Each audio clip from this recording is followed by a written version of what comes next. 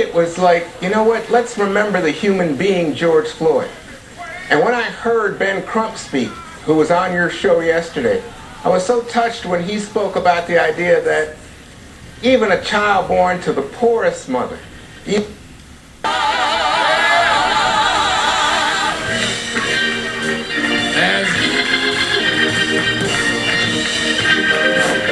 as of the American Indian movement, Brother Bellecourt, we honored that you came. Thank you. And let me say, they recognize someone yelled out the state chair of the NAACP and many of Black Lives Matter, many of the grassroots organizations that have been doing the protests on the ground in Minneapolis and around the country. Movements are about everybody. We don't exclude anybody. Those young folks, some of them organic, some organized on their own, some NAACP, some Urban League, some National Action Network. We need everybody. This is not a competition. This is a movement. And we need to stop our competing and start fighting the real enemy. Thank you for doing what y'all are doing. When I got here, they were marching, and they kept marching. They didn't need nobody to come organize something. They organized, and we're going to stay organized. And I really thank them for their work. We want to pause for 8 minutes and 46 seconds. I want you, because of the pandemic, I'm not going to ask you to take hands, but I want you to stand next to someone with the right distance. The amazing thing about this movement, people say they never see marches all over the country. Well, we've had that, but we never had it in a pandemic. The reason I know this is a different time is people came out by the hundreds of thousands at risk of their own health to stand up. People that had been sheltered in broke out of shelter. First flight I took was to come here in many weeks. And maybe in God's own way, Martin, the fact we were sheltered means we couldn't watch sports, couldn't watch nothing. We had to keep watching that tape. Maybe because we had no distractions that finally we're ready to deal with this. So as we stand, I would like us to stand together, and I think there's only one woman up here. I want Tiffany, since I was disrespectful, would you come stand with us up here? Tiffany Haddish, so you won't be talking about me in your next interview. And I would like the mother of Ergana, who's mother of the one who originally died of police custody, saying I can't breathe, to stand with me and Ben Crump on stage. It's Gwen Carr. Let us stand. Somebody said, Reverend, 8 minutes is a long time. That meant it was long enough for the police to understand what they were doing. That means it was long enough for one of them 3 cops to stop what was going on. That means it was long enough for whatever this officer had in mind for him to rethink. As you go through these long 8 minutes, think about what George was going through, laying there for those 8 minutes, begging for his life. Heard someone say, narrating his own death. We can't let this go. We can't keep living like this. Sam Jackson, is Sam still here? Steve Jackson, is he here? Steve, we won't recognize, I was recognizing everybody. We got to stop this here. And we got to, in this time, bring about a new season. Let us stand still. You that believe in faith, bow your heads, or whichever way you worship.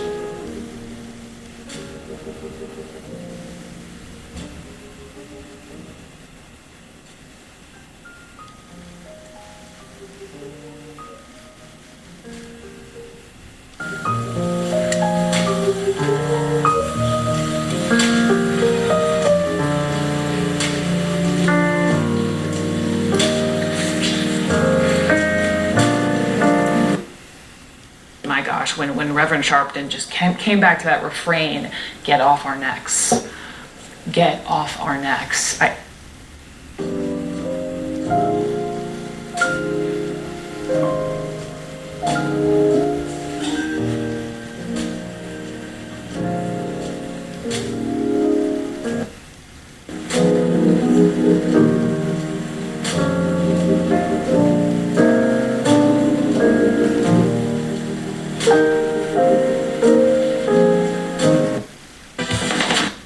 When it cleans.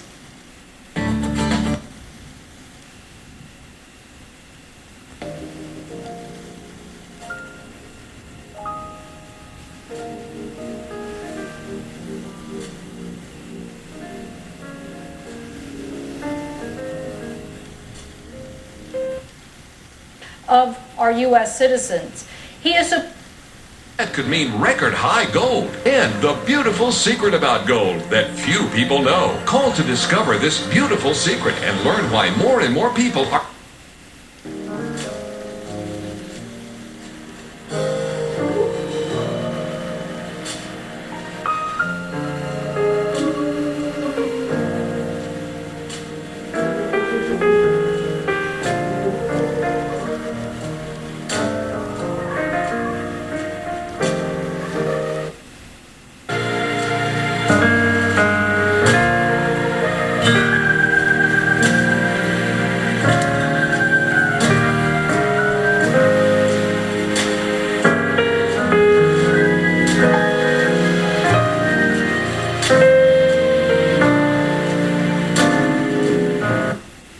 We are. So I say if that message made you uncomfortable, good. It makes you think. Bakari, what do you say to that? You know, Al Sharpton has given the eulogy so much. That's the first thing that crossed my mind. Like, Al Sharpton's here again having to do something that he does extremely well, which is deliver a powerful message to the country.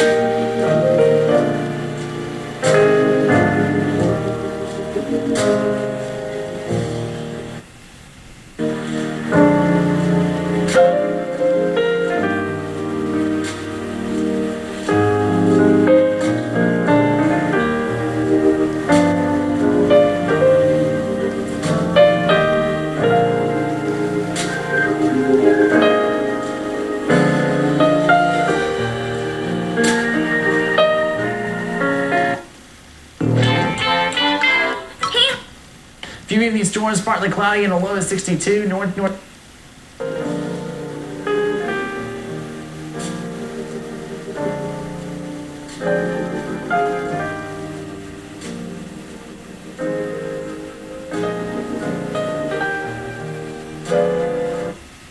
Spokane police were required to receive special training that weakens as you age.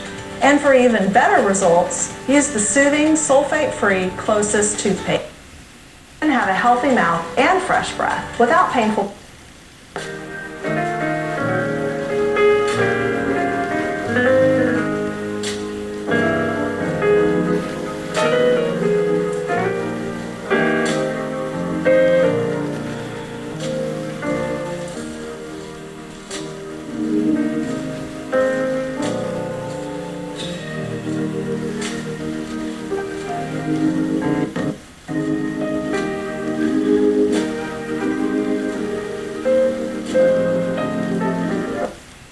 Out for another or return it for a refund. It's that simple. Because at Carvana, your car happiness is what...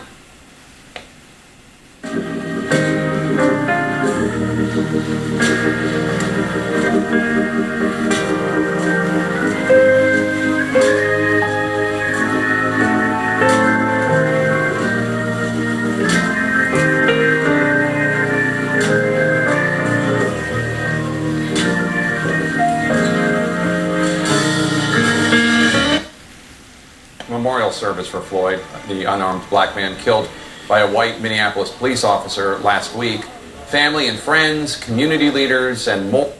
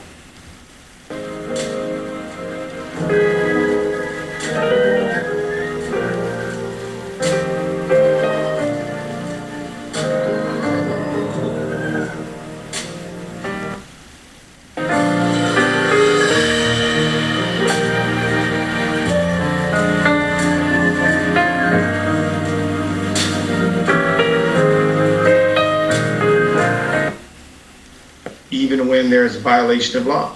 The Hennepin County Medical Examiner's final autopsy report concluded Floyd's death was due to cardiopulmonary arrest.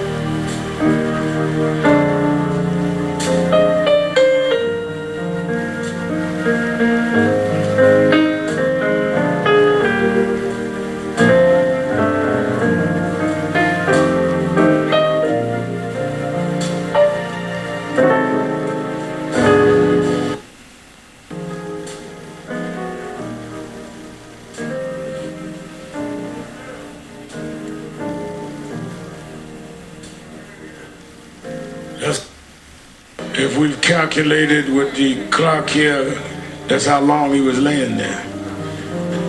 There's no excuse. They had enough time. They had enough time. Now what will we do with the time we have? As we usher the family out, please let us take them out first. The time we have. As we usher the family out, please let us take them out first. They have to prepare to go to North Carolina and then back to Houston where we will do the final services. They appreciate you all for coming. Let everybody, just a benediction. And we're going to take the family out. Everyone else remain in your seats.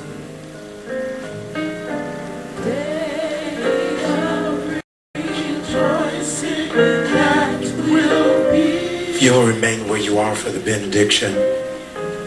Good and gracious God, merciful Master, walk with us while we run this race. Speak to us as we lift our voice. Use our hands so that they do not become fists.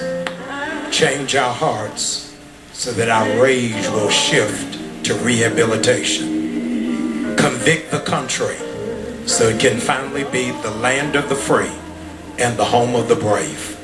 We pray this prayer in the name of an innocent black man by the name of Jesus, who was killed by a government and still rose again. And with that power, we march on until victory is won.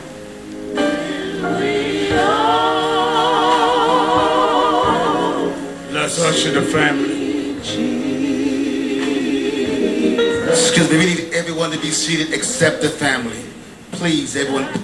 Excuse me, we need everyone to be seated except the family. Please, everyone, please be seated except. His innocence is gone. Way too soon. So, and that's the, my ex-wife and still best friend posted a photograph of our little boy just reading a book, reading a Harry Potter book on the couch. And she tagged it saying, we're just enjoying these last days before we have to really talk to him. So it's just, it's a deeply painful period. And yet I know that in a way that I've never seen before, there are 20, 30, 40, maybe 50 million white Americans whose hearts are breaking too. And maybe with some of these other deaths, you could say, oh, well, he was running, or he had a hoodie on, or he did something scary, or what's the cop supposed to do? He was scared for his life. I mean, I think we just now hit the 8-minute mark. I mean, that's a long time. And I think everybody can see it.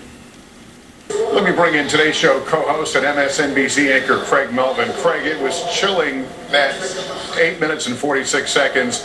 I'm a little bit above the crowd, but you can see the heads held down, people in prayer, and even moments of disbelief when the comprehension of knowing how long that period of time was. Tell me.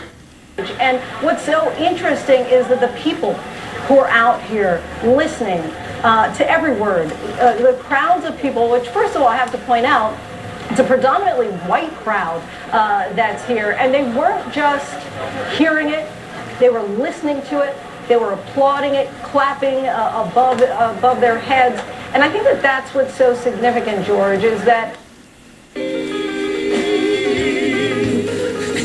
We will sing and shout victory.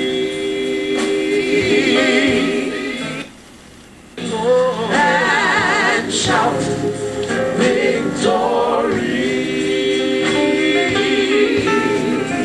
We will sing and shout victory. And looking up, Brian, in 1963, not a month after the March on Washington gave people so much hope, a group of Klansmen bombed the 16th Street Baptist Church in Birmingham, Alabama, and Dr. King funeralized 3 of those girls. And what he said about those girls is that in the brief years that they were privileged to act on this mortal stage, they played their parts exceedingly well.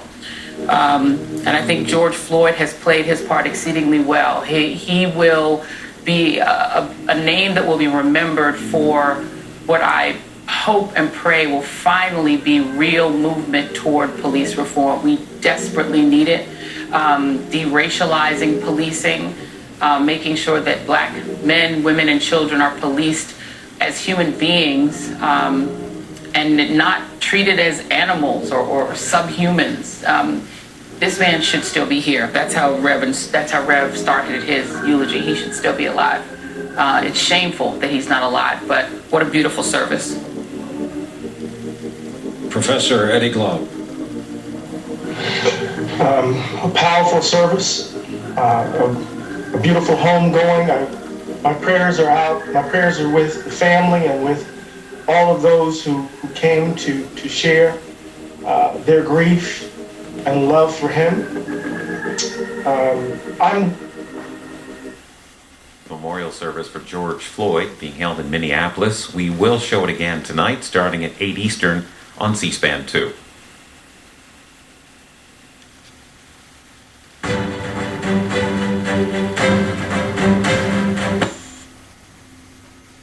Continuing to offer their support and calling the name of George Floyd. Members of the family now have put on those T-shirts, "We Can't Breathe." This is the scene now as they depart. There will be another funeral, as we mentioned, in Texas, a formal funeral there later this week. This concludes our coverage for now. All the complete wrap-up of today's events coming up when I see you on NBC Nightly News. And I'll be back tonight at 10. If we do those three things this summer. All right, Ben Jones. We lost my job. Law enforcement division was.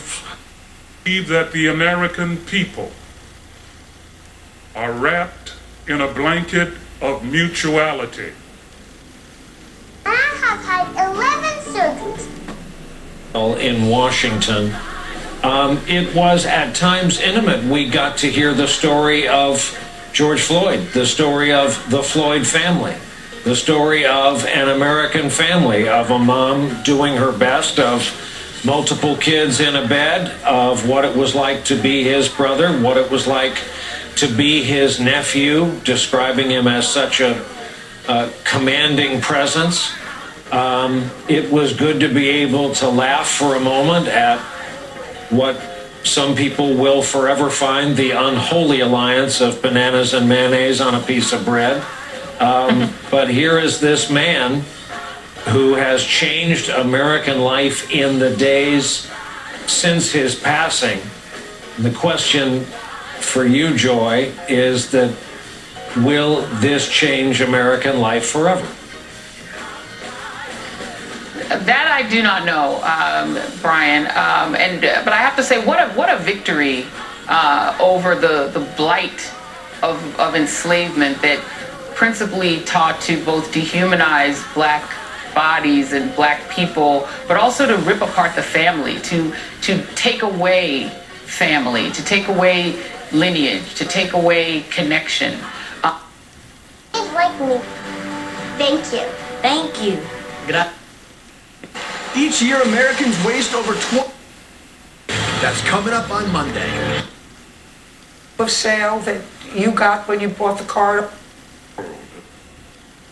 We come to on his neck. For 8 minutes and 46 seconds, George Floyd pleaded for his life, called for his late mother, and said he could not breathe. The pain experienced not only by that man, that human being, and his family and his children, but the pain of the people of America, witnessing what we have witnessed since the founding of this country, which is that the black lives have not been taken seriously as being fully human and deserving of dignity. And it should not require a maiming or torture in order for us to recognize a lynching when we see it, and recognize it by federal law and call it what it is, which is that it is a crime that should be punishable with accountability and consequence. So it is remarkable and it is painful to be standing here right now, especially when people of all races are marching in the streets of America, outraged by the hate and the violence and the murder that has been fueled by racism during the span of this country's life. And America is raw right now. Her wounds exposed. Raw from the fact that in the history of our country, black people have been treated as less than human. I stood here with Senator Booker when we first proposed this lynching law. And we talked about the pain and the history of the pain of this issue in America. And the fact is that the country is raw because America has never fully addressed the historic and systemic racism that has existed in our country. And our bill in its current form is an opportunity. It's an opportunity for this body to acknowledge the seriousness of this. To acknowledge that if someone places a noose over someone else's neck, why would you require that in addition their heart would be pulled out? or their body pulverized to the point beyond recognition. Our bill is an opportunity to right a wrong and an opportunity for a reckoning in federal law, and we cannot pretend that lynchings are a thing of the past. Ahmaud Arbery was a victim of a modern-day lynching. He was murdered on February 23rd, 2020, just 3 months ago. Today we learned that someone heard one of the men who killed Mr. Arbery use a racial slur after shooting him.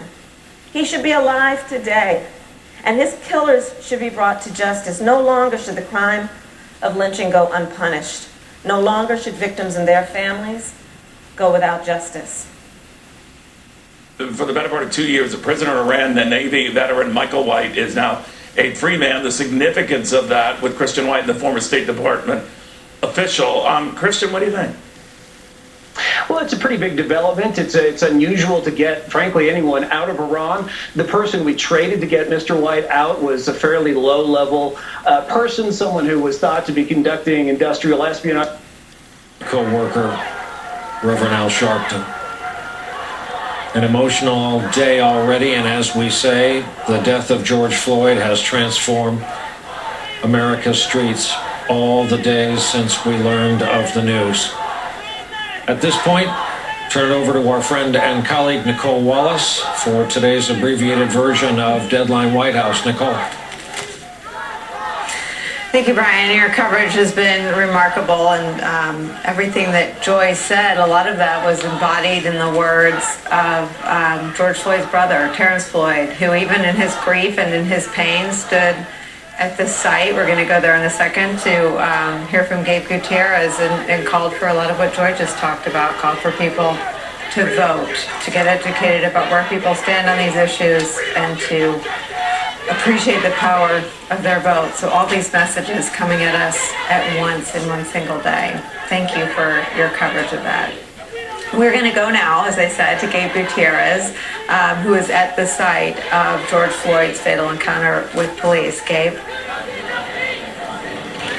Hey there, Nicole. Well, this crowd listened to that very emotional service over a loudspeaker, and I can tell you it was just incredible to see. Some of them cheered during Reverend Al's powerful eulogy, where he often repeated that phrase, "get off our necks," that very powerful phrase that really brought tears to some in this crowd. Now, this is the location, as you mentioned, where George Floyd uttered his last breath. And Nicole, we have been speaking. The preview of coming attractions? I don't think so. No, there's just no real sign yet that the Iranian.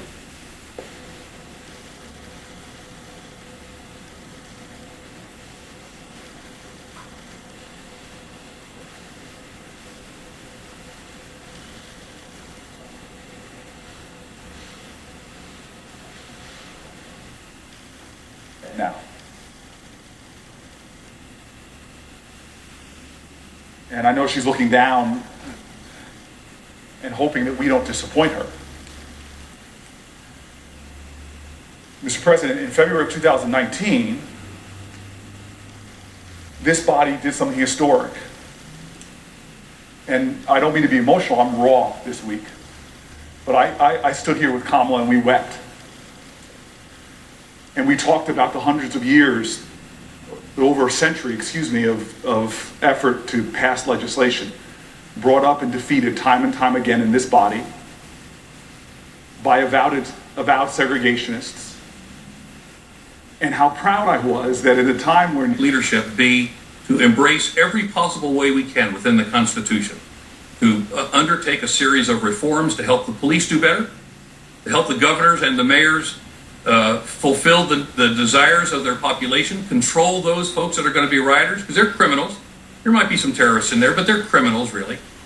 Let's have the charge that we're leading today be less about making the American people the enemy and much more about doing what we can, what we possibly can in the context of governance to improve the situation in this country.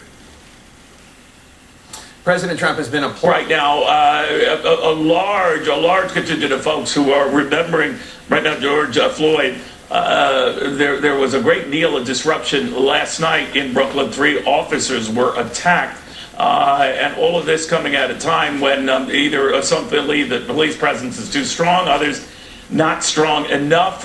Mayor Bill de Blasio was not greeted favorably by many of these rallying when he showed up there. We'll get into that in just a second.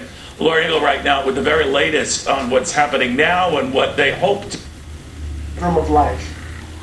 So as we look at the body in the coffin, Nicole, what does George Floyd's death convict us to do in life?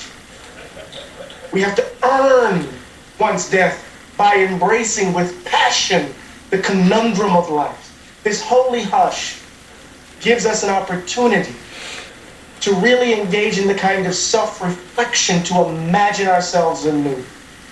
I hope the country is mature enough, although our history suggests that we're not, to take advantage of the time so that we can step in tune with the time and the season, as Reverend Sharpton said.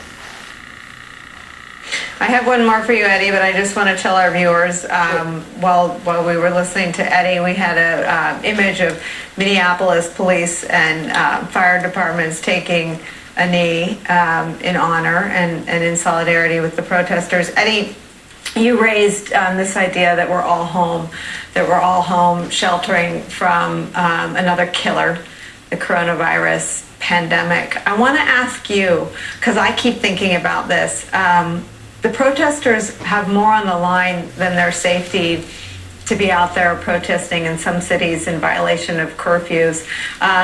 They have their very health and lives and the health and lives of the people they come home to at the end of the day. That seems to add something to all this. Can you talk about that?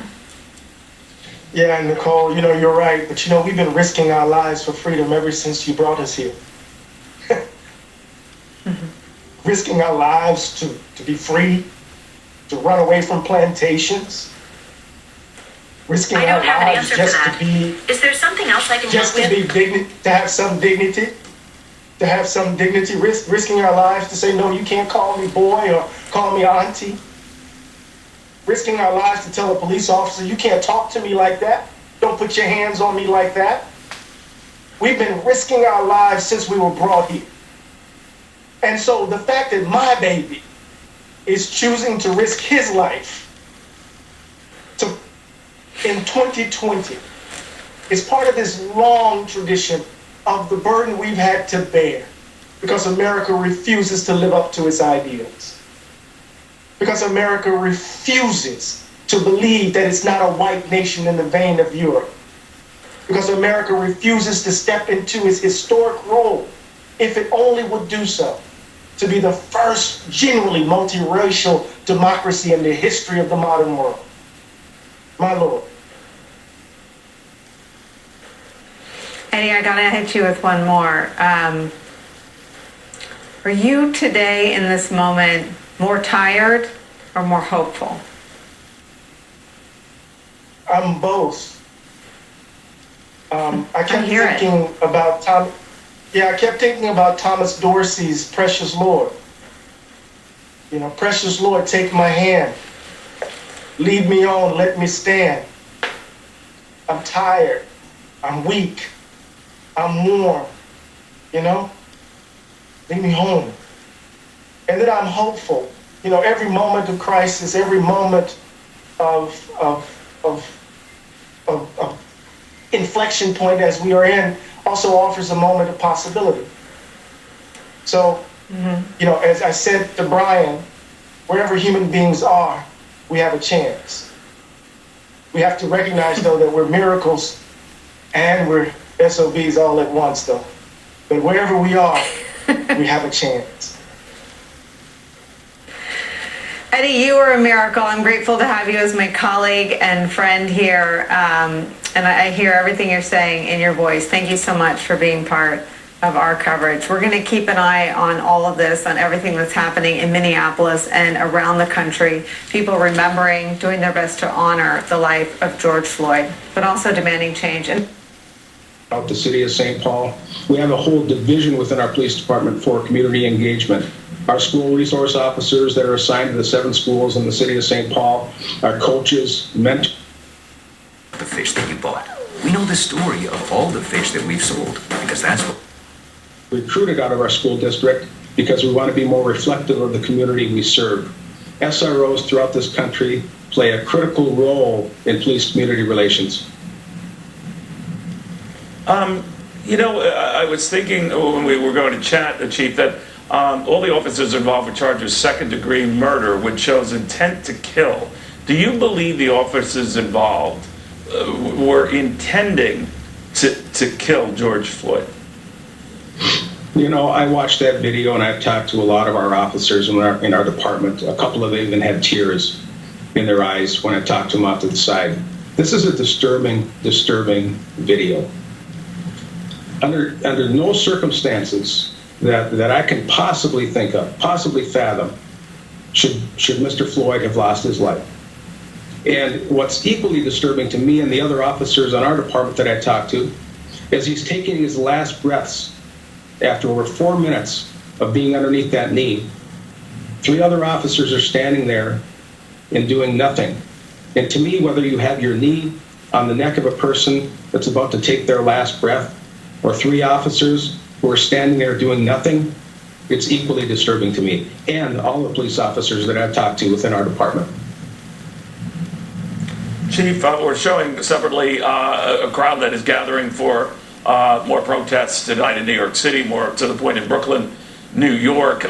Things got pretty hairy last night with attacks on at least 3 officers. They hope to, not see that happen again. But sporadically, who was in the car, all right? Mr. Maurice Hall, who's with us right now, with Counselor. Thank you very much, Counselor, for coming back, Ashley McFarland. Thank you very much to have you both. Thank you for waiting over the break. I wanted to be clear to people. The stop that resulted in the death of George Floyd also resulted in no arrest for you or the other person who was in the car. You were let go at the end of all of this, right? And Chris, I want to interrupt for 1 second. Please. Because I think this is an important point. Oftentimes and most times, I don't allow my clients to talk to the media, right? For various reasons. Mm-hmm. This is a different case. The only reason that we have the pressure that we have right now is because of the public seeing what happened and the public reacting and making sure that justice is being carried out.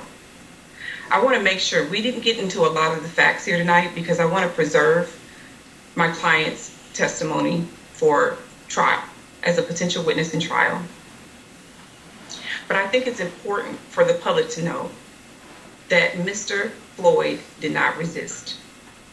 That is clear without a doubt. So I want to be careful of how much we talk about on your show, and I respect you a lot. But that was the point of doing this, is to make sure that the public knew that he did not resist. Understood. And much of the rest of the facts we'd like to preserve. For court. Understood. Agreed to and understood and accepted, Counsel. I was just trying to highlight the fact that a man is dead and people will actually let go at the end of it. So the idea of suggesting, well, it had to be something bad is, at a minimum, a weak argument. Now, the man you knew as your friend. Mo, tell me why, or tell me what people need to understand about George. Big, strong George, could be menacing, maybe scare a police officer because of how big he was. What did you need to know about George, and what did George know about himself that led him to handle himself the way he did? George is a very wise guy. He knows his strength. He knows his capability. He knows his heart. He knows where he comes from. He's a leader. He's very wise. He has an aura, an energy about himself. He knows how to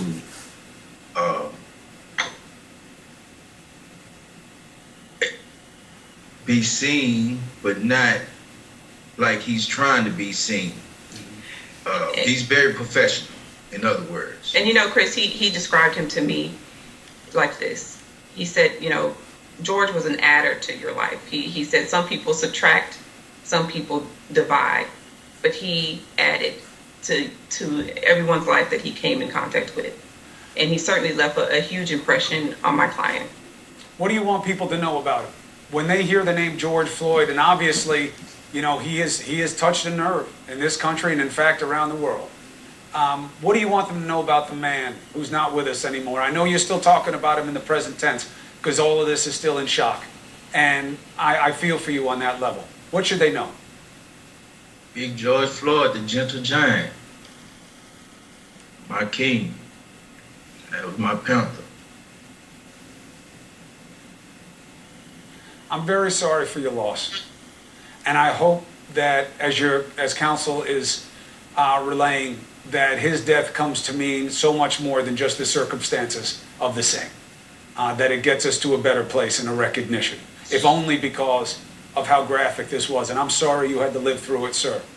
But Maurice Lester Hall, thank you so much for giving us the truth of your perspective about what happened. Because people have a hard time accepting the truth in this country sometimes. And Ashley McFarland, thank you for clarifying the issues. I wish you good luck going forward. Thank you, Chris. All right, God bless. Maurice, thank you very much. All right, so look, you can't beat the perspective of somebody who's in the car, okay? And I have no problem with them preserving testimony. It's fine. It's not unusual. It's a balance of what you say publicly and what you don't say, especially before trial. Counsel is being cautious, and I understand why. But the man was in the car. He wound up being let go, and the entire time he heard his friend wondering why it was happening this way. And you do have to open-mindedly recognize this. Why did it take so long? George Floyd was a big guy. He wasn't Shaq, okay? You know, the idea that he can't fit in a car doesn't make sense. He was in a car. He was in a mid-sized Mercedes SUV, okay? Why against the wall? Why back up? Why on the ground? Why in the cruiser? Why back on the ground? Why so much time? This is what has to be answered in this prosecution. That is what fairness under the law demands. Because for something so extreme to happen, for so long, I don't know what your background is, and it doesn't really matter. Nobody is trained to put their knee on someone's throat. It is an inherently deadly thing to do. I'm not talking about on the nape of the neck, I'm not talking about on the back of the neck, I'm talking about on the throat, okay? I have most of a lifetime learning this stuff. You won't find a cop who told you he was trained to do that. Why do it? Why that long? Why nobody saying anything about it? It is a horrible mystery. And that interview is very helpful in just cementing our idea that it didn't make sense to him either. Now, before Floyd was killed, we were taking apart the murder case of Ahmaud Arbery in Georgia. It's not just one thing, okay? The pandemic, what happened with Arbery on your screen, what happened with Floyd on video. We have more information to share with you about the Ahmaud Arbery case. Details are emerging. All three suspects are ordered to stand trial. Ahmaud's mother has been listening to the interview, and she's here along with an Arbery family attorney. I want to shift your attention to that because it's the same issues. I know they're not police. Makes the case harder on those defendants. But what they heard in court today was so direct to what it's all about. I want her reaction and yours as well. Next. That the Attorney General of the United States has suddenly become an interior minister in a thugocracy with a private militia of some type that reports to him is antithetical to every precept of American democracy. And that's before we get to the threats of the president threatening the American people with the deployment of the most lethal combat force in world history to the streets of the nation that they swear to protect. Military in this country serves the nation, not a man. Steve, on the issue of the use of active duty U.S. troops against Americans in American streets, we've seen a couple of interesting dynamics. We have seen, General Mattis, General John Allen, Admiral Mike Mullen, apparently General Dempsey, former chairman of the Joint Chiefs, is going to speak out tomorrow in an interview on NPR's Morning Edition in the morning. We've seen all of these senior retired military officials, including some who served very recently in the highest levels of the Trump administration, speak out and say the president shouldn't be doing this. At the same time, we've got the current defense secretary, Mark Esper, apparently completely flummoxed by the functioning of his own mouth, having no idea that he was participating in these political acts with the president, that he was putting the Defense Department's imprimatur on what the president was doing with what you just described in terms of that walk to St. John's Church. And there's been a reversal and then a reversal and then another reversal in terms of whether or not these troops from Fort Bragg are actually deploying into the streets of D.C. I feel very concerned by the distance between this sort of principled stance being taken by former military leaders and this chaos and dithering and confusion that we're seeing from the people who are actually in control right now, who ought to be telling the president no when he asks them to do these things. You should be concerned, and we shouldn't underestimate the importance of all of these former four-star officers speaking out.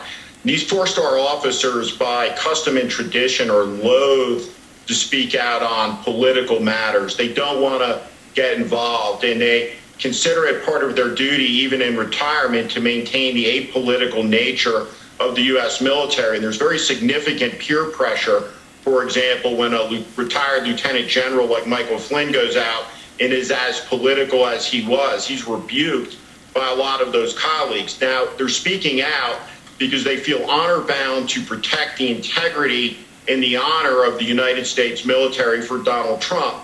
The Secretary of Defense has badly bumbled and stumbled his way through this, and he compromised through his complicit appearance with the president, saying, hey, I didn't know where I was going. Bottom line is, this is a man who's in charge of the most powerful military in the world, and we shouldn't hold him to a standard that we wouldn't allow for a 19-year-old infantry private if he lost his rifle or said to his, I didn't know where I was going. It's just unacceptable. So the Secretary of Defense has compromised the integrity of the U.S. military, whether it's an act of omission, a sin of omission, or a sin of commission. It doesn't matter. And he needs to be prepared to resign to maintain the independence of the United States military from the political machinations of the White House. There is no earthly reason.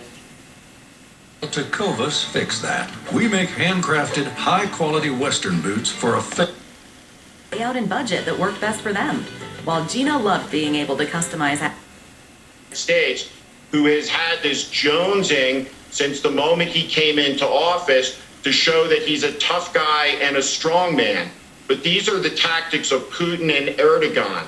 Again, the military serves the nation. It doesn't serve Trump.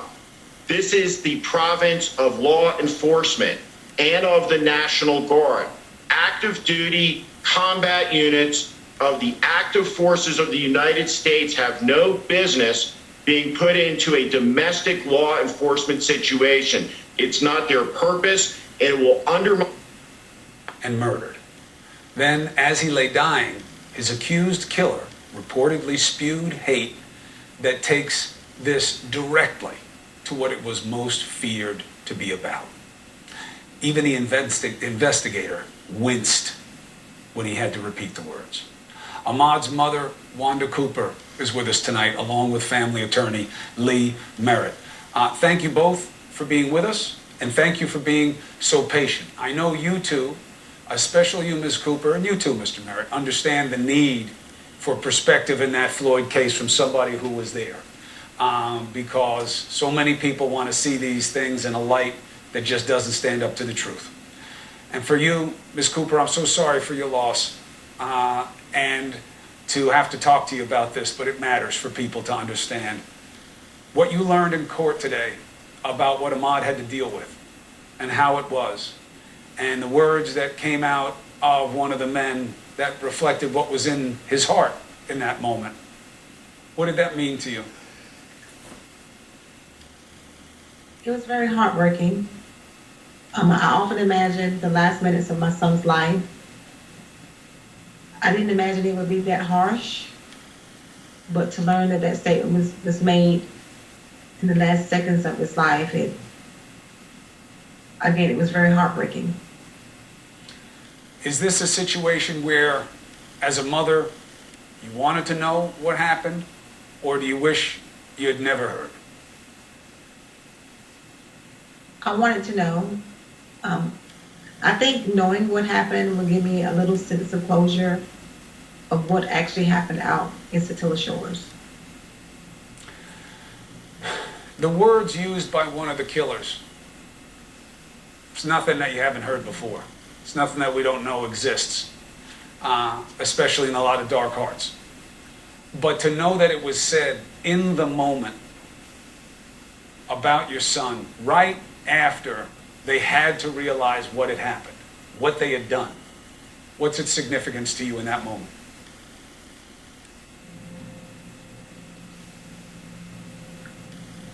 At this point, I'm really speechless because it's hard to know that he had to go through that after he actually ran for his life. And then when he couldn't run anymore, he had to fight. And then after he fought, he was killed. Very hard to know that he endured that. The third man, the man who gave us the video, right, gave the world the video that wound up making this real for people. His lawyer says he was just doing what any patriotic citizen would do. He was helping a neighbor. He saw a man he didn't recognize running down the street, a vehicle with people he did recognize pursuing them, so he went to help and see. What is your take on what this situation was about? I think that Mr. Ryan played a major part. He just wasn't riding alone and minding his own business. His part was the video man, and he played that part very well. What happened with George Floyd, what happened with Ahmaud Arbery, different circumstances, different places. These men were not, no matter what they thought, they were not police officers. They were not acting under any color of authority. What is your hope that these cases come to mean for this country? I'm hoping that the death of my son, also of Mr. Floyd, that their deaths will implement change. We need change. So no other African American male will lose their life in such manner. Now, last time I interviewed you, Ms. Cooper, and you, Counselor, I cut it because I'm not going to bathe you in the misery that you have to live with more than the rest of us and for the rest of your life. And I'm sensitive to that now, too. I'm not going to repeat what we learned. In fact, you know, anybody in this audience out of third grade knows exactly what kind of words were used and how they described your son, and it doesn't bear repeating. Lee, what does bear a little bit of context from your legal perspective is the early narrative of he was just jogging, we followed him, he wouldn't stop, so we got out of the car, and then he jumped the guy with the gun, so he had to shoot to defend himself. That's not what the GBI has found. They found that this was much more intentional and that Ahmaud had to deal with a lot more, including a vehicle attack during this. What was clarified according to the GBI's perspective? Well, exactly what you said, that there was a level of coordination. And I will just say from a human perspective, sitting next to Ahmaud's mother, Wanda, as this testimony came forward, it was very difficult. And I like to think that I can be pretty composed, but as I saw her begin to be impacted by those words, I began to break down. And, you know, I understand how hard that was for her to get through. But what we learned from the testimony that went forward was that this was an intentional act by men who were motivated by hate. We heard the N-word used repeatedly, but every interaction they had with Ahmaud seemed to be based on a fear of his black skin. And we just heard it over and over and over again as they walked through the narrative. And it seemed like the defense was leaning into that as a defense. that Ahmaud was a menacing black man, even as he ran away. And that there is reason to believe that he was hit by one of the vehicles, yes? We didn't pick up testimony that he was hit by a vehicle. He was ran off the road into a ditch by Mr. Roddy. And so in order to avoid being struck by the vehicle, Ahmaud went into a ditch so that the car wouldn't dip down into it. But that did not end the pursuit. They continued to circle around him, and this was an ongoing aggressive pursuit. That's it. That's the point of clarification. Lee, thank you. There's much more to be told here. We will not let the case go away. That's one of the mistakes we've been making in this country. We have to stay on these situations through resolution and figure out what difference they make in that community, because the difference on your lives will be forever. We have to honor that as well. Ms. Cooper, I'm sorry to put you in these hard situations, but I hope in the interest of truth and understanding it makes a difference in people's lives. God bless you and the family. I wish you well.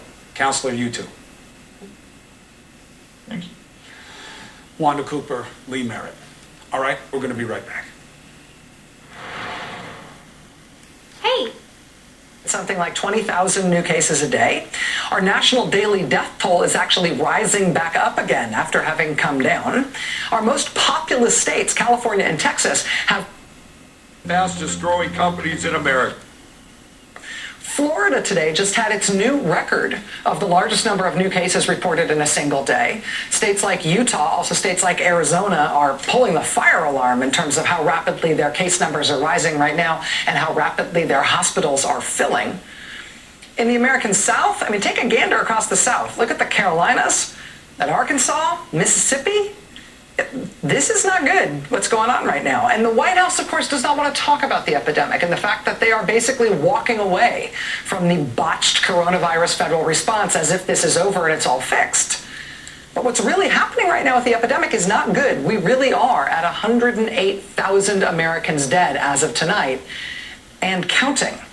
And it's getting rapidly worse in a whole bunch of states all at once. The federal government not working on it anymore isn't going to turn that around, no matter how much they don't want to talk about it. Puberty. The WeatherTech cup phone with removable cups fits virtually any cup holder and keeps virtually any...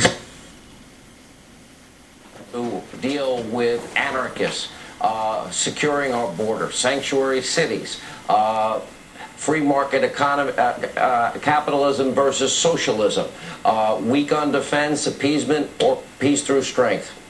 152 days, you decide. Let not your heart be troubled. Laura Ingraham is up next. Laura. Hannity, you see former chairman of the Joint Chiefs, Martin Dempsey, now kind of joins the chorus of former military folks going after Trump's, even raising the issue of the Insurrection Act if they can't control what's happening. And if it gets violent in the cities, and he said it's dangerous. And I'm thinking, now the military is aligning itself with a group of people, not the peaceful protesters, but the violent ones, obviously, who want to abolish the Constitution, basically, and, of course, abolish any law enforcement presence at all. That's an interesting pairing. I'll be honest, Laura. I thought in the beginning that might be the path. But I'll tell you, we see these governors and these mayors, they say they don't want any help. They can get the National Guard, but they have to ask for it. And for the president then to set up a confrontation between our military and civilians because these mayors and governors refuse to do their job, I'm not so sure I support that. Posse comitatus, I understand the Insurrection Act. I think the president's right. We're not there yet by any stretch. People thought we were better than this, Don. I agree, but I've had several emotional conversations, emotional interactions with people after the funeral today. I was talking to Brooke. She's very emotional. Everyone is just on, it's just, all I can say is emotional, and it's a roller coaster ride. And I have never seen to this level the amount of not knowing, uncertainty, I should say, anger, fear, all kinds of things. And I don't know, we need to figure out what to do with all of that. Well, one, you need it. You need it. You need, human beings are led by their passions. Yeah. And passions lead to purpose. But I'll tell you, my mother is with us for a quick quick, I promise. You know, if my family's watching, you know, they all want to take her away. It's like, you know, I am the virus as far as they're concerned. She's heartbroken watching this, you know? She has lived a lifetime hoping that things would get better, and she seems to see a situation that puts us at our worst. To have Cha-Cha, you know, my 10-year-old, to hear her talking to friends about the George Floyd case, and that's not like we're some hypersensitive news. My kids don't even watch what I do 90% of the time. They're watching now. But it's so penetrating. It is. It was so long. It's so wrong.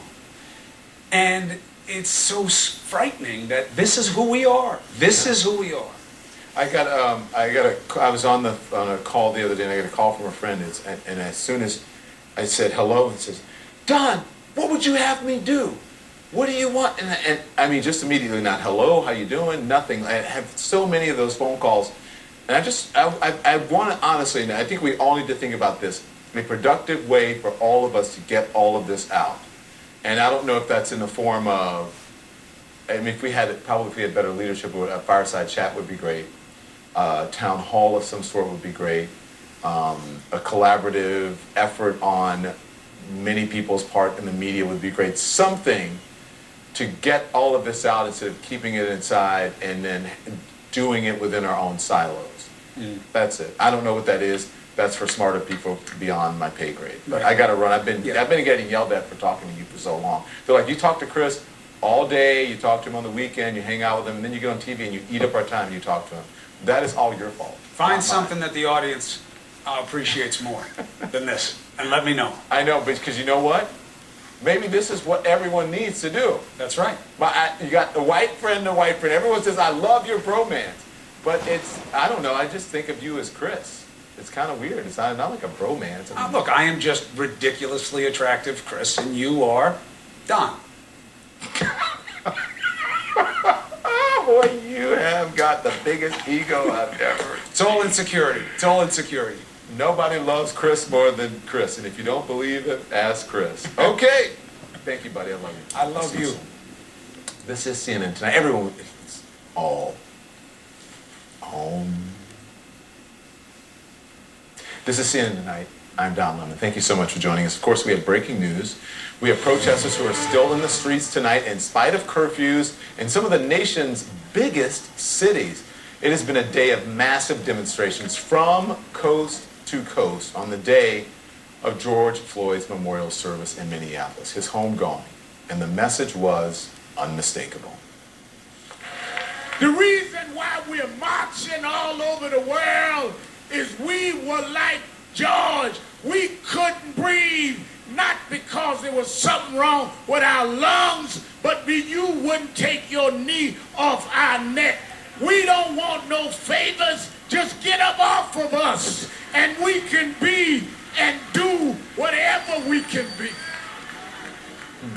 And no wonder. George Floyd didn't die peacefully in his bed after a long life. He died in the street with a white police officer's knee on his neck.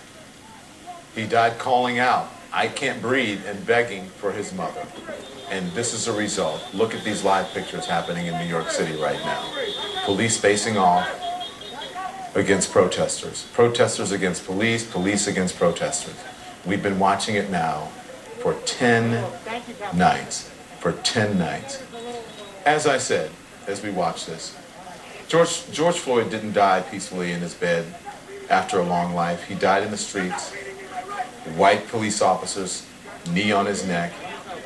He died calling out, "I can't breathe," begging for his mother. He died like so many black men and women.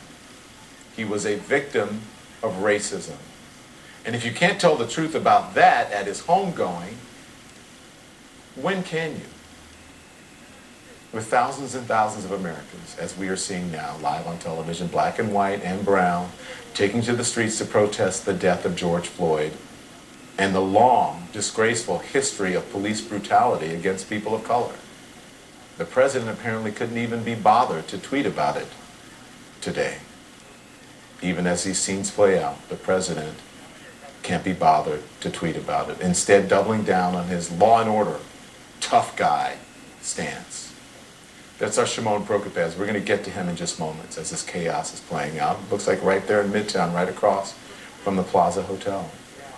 Tonight, the president is tweeting, "Don't burn churches in America." Even though it was his own photo op in front of St. John's Church after peaceful protesters were gassed that outraged faith leaders. And showing his ignorance of history. You know who did burn and torch and firebomb a lot of churches in America? White supremacist racists trying to terrorize black people. Read about it. Pick up a book. It's a known thing. But this president doesn't read history. He rewrites it. And he is trying it again tonight, sharing a letter from his former attorney, John Dowd, including this quote: "The phony protesters near Lafayette were not peaceful and are not real. They are terrorists using idle, hate-filled students to burn and destroy." Well, CNN was on the scene of that protest. And what we saw were peaceful protesters. Gassed, there is videotape, attacked by police. The action this president condoned, gassing them so he could have his church photo op, is nothing but the mark of a wannabe autocrat. Still, he had a chance yesterday to address the racial turmoil in this country. Asked in the friendliest possible way by Fox's Brian Kilmeade what he's going to do about police violence against people of color. The president answers by bragging about his poll numbers. According to a Axios ISPOS poll, 70% of white Americans say they trust the local police. Only 36% of African Americans do. How do you attack that problem? How do you change things? Well, I think it's a very sad problem. As you know, as a Republican, I'm doing very well with African Americans and with the vote, in polls and everything, especially. I mean, I haven't seen one very recently because you had the plague come in from China, so that changed things up. Given another opportunity to actually answer how he'll handle the law enforcement part of the problem, the president complains that he didn't get enough attention for adding comments about George Floyd's death to the top of his speech in Florida for the NASA SpaceX launch on Saturday. I've spoken about it numerous times in various speeches, and it's interesting. I spoke about it when we launched a very successful rocket, a tremendous program that culminated on that day, and now obviously it goes on from there.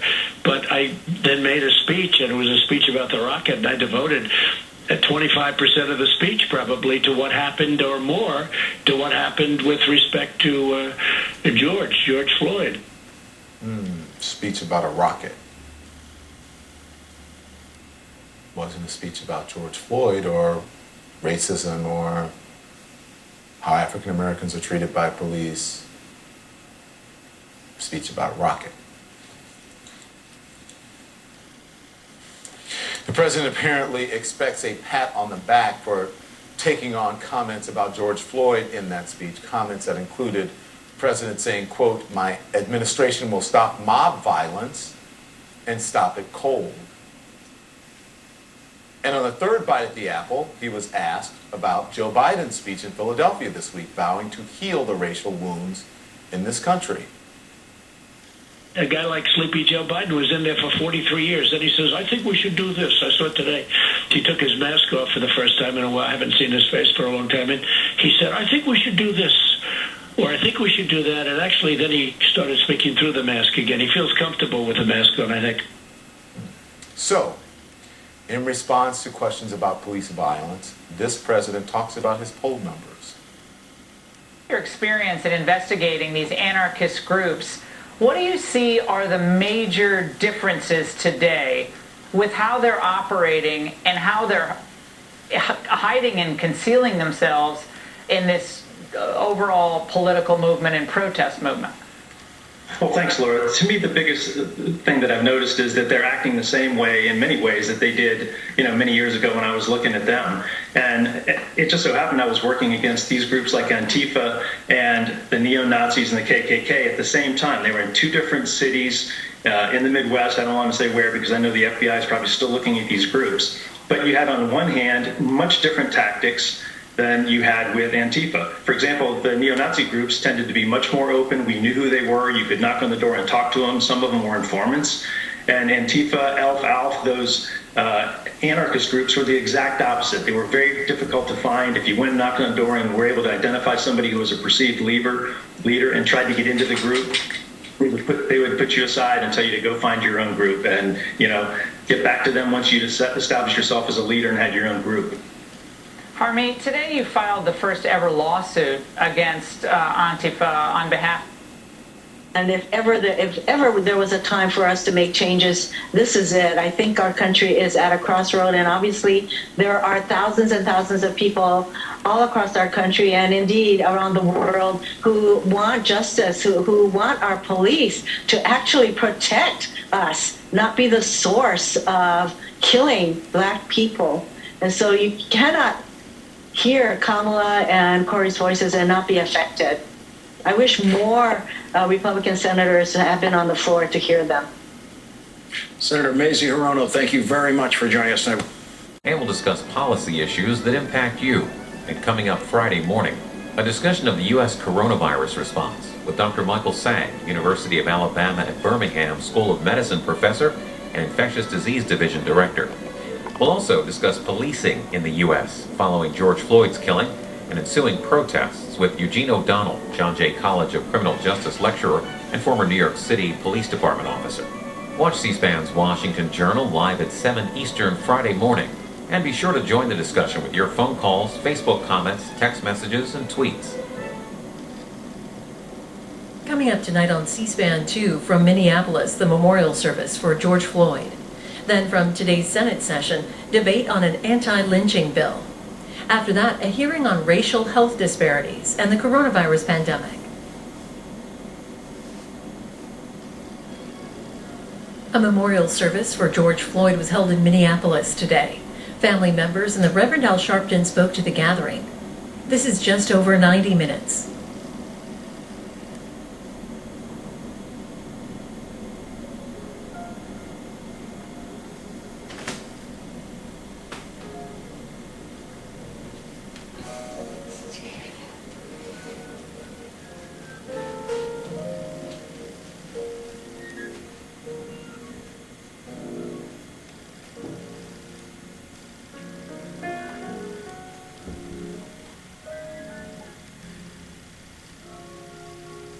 Good afternoon. You may be seated.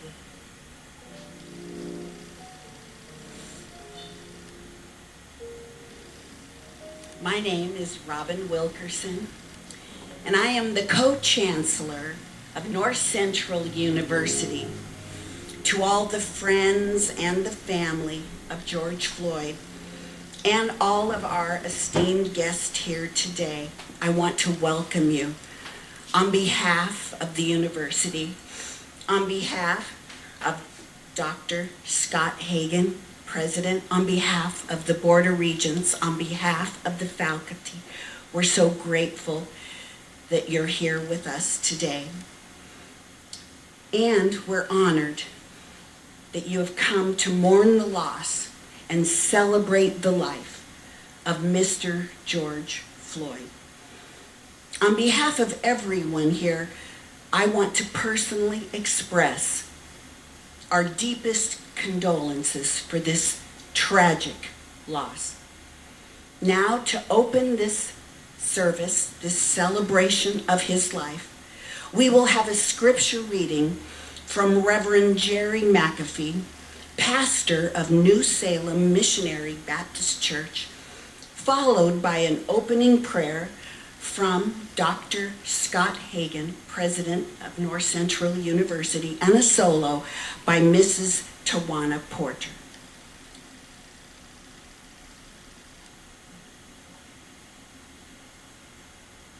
On behalf of the pastors and preachers from Minneapolis and St. Paul, the Bloods on the south side, Gangster Disciples and Vice Lords on the north side, Psalm 27.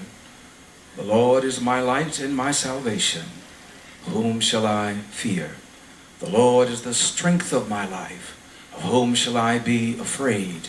When the wicked, even mine enemies and my foes, came upon me to eat up my flesh, they stumbled and fell. Though an host should encamp against me, my heart shall not fear. The war should rise against me, in this will I be confident. One thing have I desired of the Lord, that will I seek after, that I may dwell in the house of the Lord all the days of my life, to behold the beauty of the Lord, and to inquire in his temple. For in the time of trouble he shall hide me in his pavilion. In the secret of his tabernacle shall he hide me. He shall set me up upon a rock.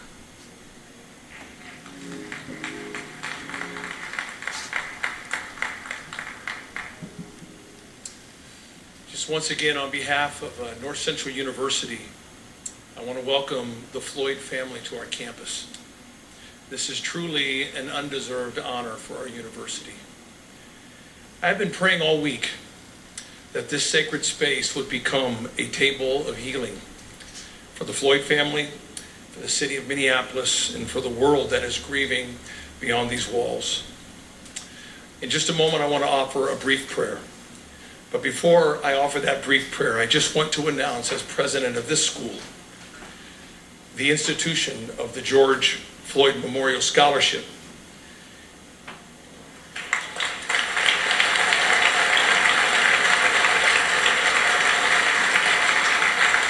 Even before announcing this scholarship yesterday, unsolicited, over $53,000 was handed to me to contribute toward the educational promise of aspiring young Black American leaders.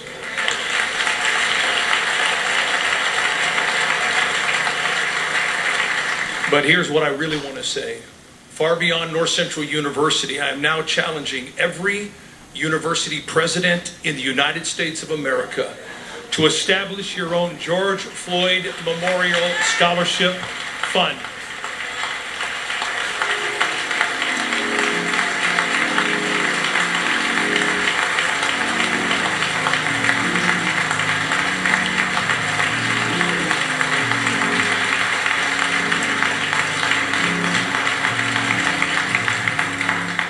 So people across this nation can give to the college of their choice. It is time to invest like never before in a new generation of young Black Americans who are poised and ready to take leadership in our nation. So university presidents, let's step up together. I want to invite you now to pray with me, if you will. Lord, your word in Proverbs 31 is dynamically clear. It says to speak up for those who cannot speak for themselves. Ensure justice for those being crushed. Yes, speak up for the poor and the helpless and see that they get justice. Lord, we are asking today for you to take this table of healing here in Minneapolis today and multiply this healing all over this nation as part of that now never fading voice crying out on behalf of those who have been and who are now being crushed in body and spirit. At this table of healing today, Lord, we ask that you touch the Floyd family with supernatural comfort and grace, that they may be granted a few moments of respite as their beloved father and brother and son is remembered in a way that honors his life and his personal faith in Jesus Christ. At this table of healing, we are asking you, Lord, to show us the way. Our city and nation are becoming rightfully despondent, with neighbor set against neighbor.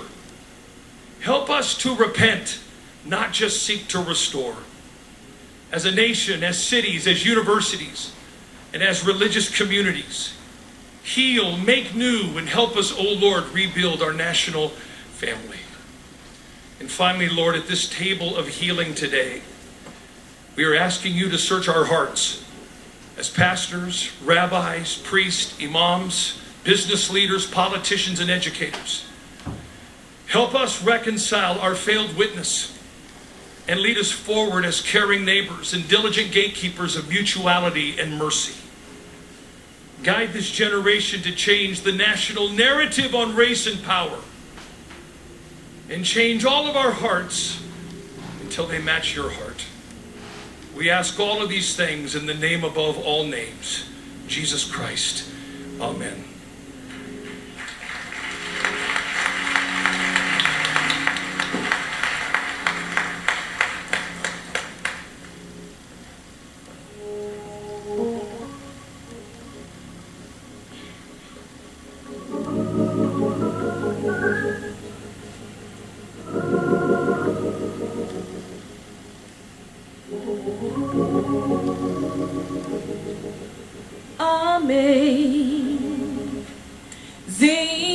amazing grace, how sweet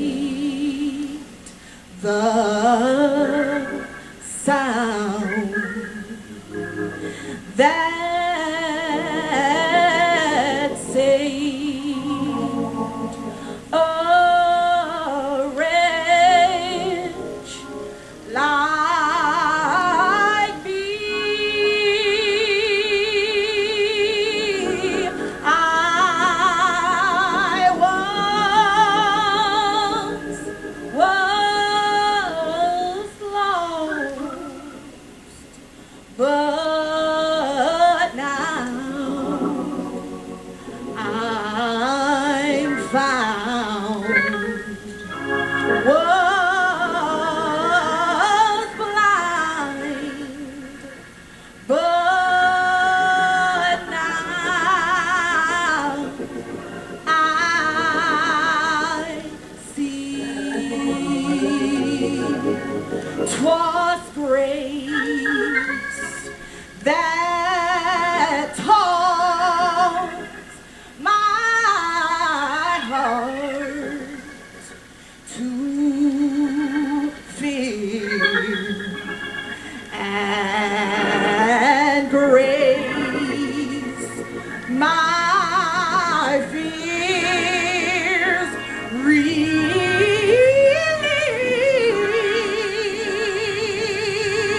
How precious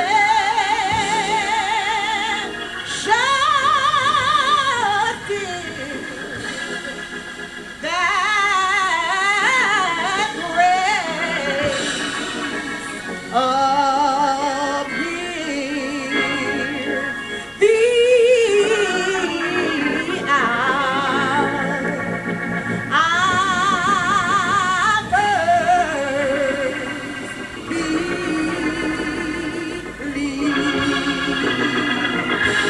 praise God, praise God, praise God, praise God, oh, praise God, praise God, praise God, oh, praise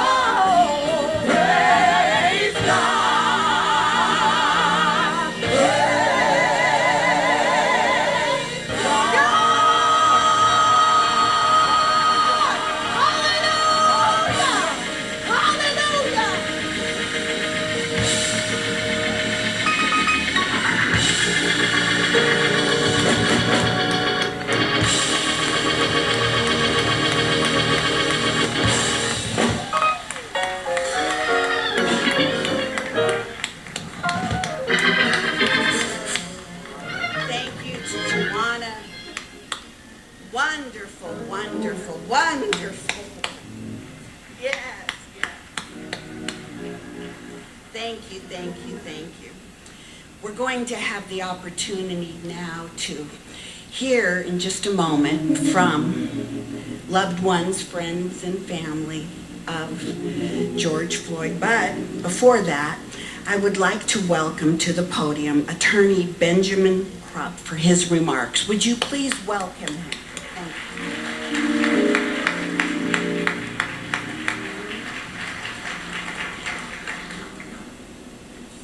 I'm Attorney Ben Crump, and along with Attorney Tony Ramanucci and Attorney Chris Stewart, as my co-counsels out front, seeking justice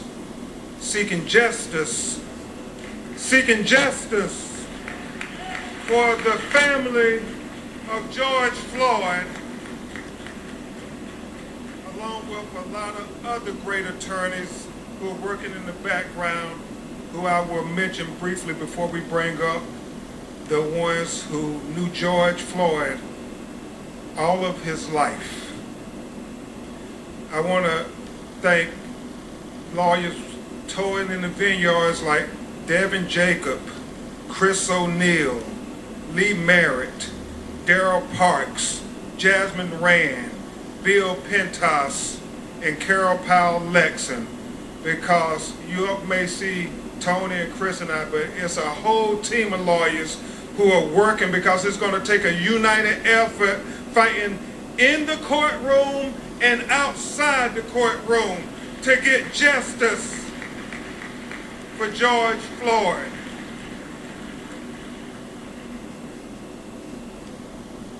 I would tell you all that because of the coronavirus pandemic, we have to stay on a strict schedule, and we all have to do this social distancing.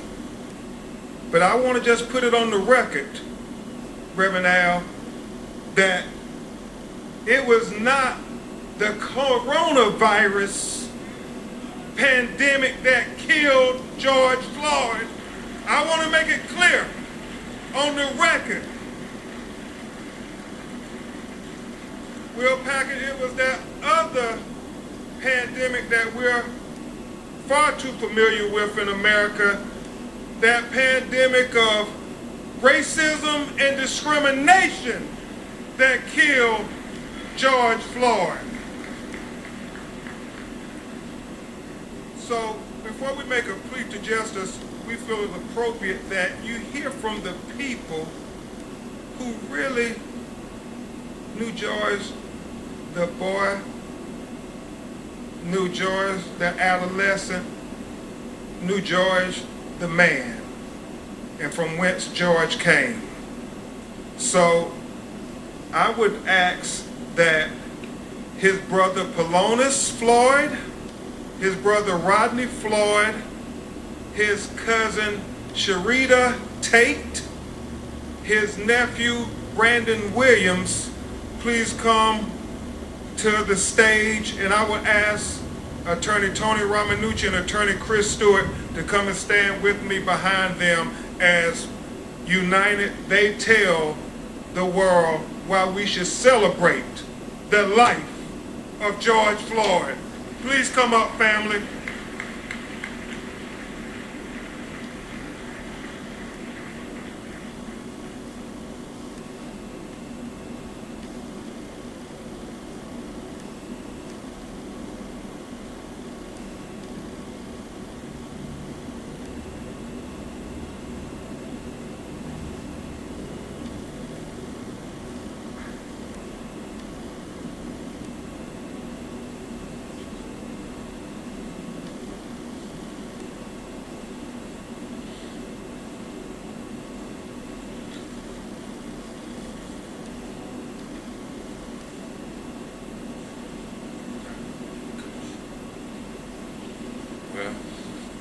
How y'all doing first? My name is Polonus Floyd, brother of George Floyd. Wow. We come up together. We didn't have much. Our mom did what she could. We would sleep in the same beds, play video games together, go outside and, play catch with the football. And I used to say to myself, like, man, you can't throw at all. You know what I mean? Because the ball never came to me. And years down the line, because I was catching with one hand, two hands, any way you threw it, I started being able to catch it. He said, I can throw, but I just wanted you to go get the ball. The ball don't need to come to you. You need to go get the ball. But, you know, my brother, we did a lot of things together. From like talking with my mom, dancing with my mom, cooking with our mom, brothers and sisters. Man, so much. We made banana mayonnaise sandwiches together, you know. It was a family thing, you know. Every day we know when we come in the house, our mom was gonna have a huge plate of food separate from each other, and we would sit there and argue with each other who plate it was. And I'm like in like 10 or 11, I'm talking about the plate with 6 pieces of chicken is mine, and he way bigger than me. You know what I mean? He's huge. So, man, from that, being in the house with my brother, man, it was just like inspiring to other people, because my mom used to take in other kids, and most of them was George's friends, and they wanted to stay with her. They loved her, you know. And my brother, he was okay with it. So then you had 3, to me, they were grown then, because they kicked me out the room. They were 3 men, like 16, 17, they grown, sleeping in the same bed, waking up, going to the same school. And they wouldn't leave each other at all. They always wanted to be with each other at all times. Now, I remember nights when the day before school, we didn't have a washing machine. So we would all go in and put our socks and underwear in a bathroom sink and just start washing them. If we didn't have detergent, we would use soap. But we would wash them. We were going to be clean. We were going to be clean. So we would literally, right after that, we would take the socks and hang them over the hot water heater. And we'd take the underwear and hang them over there. And we would fight about it, me and his friends and all of you, like, no, you did it last night, because your clothes probably still be damp the next day if you don't put it on the hot water heater.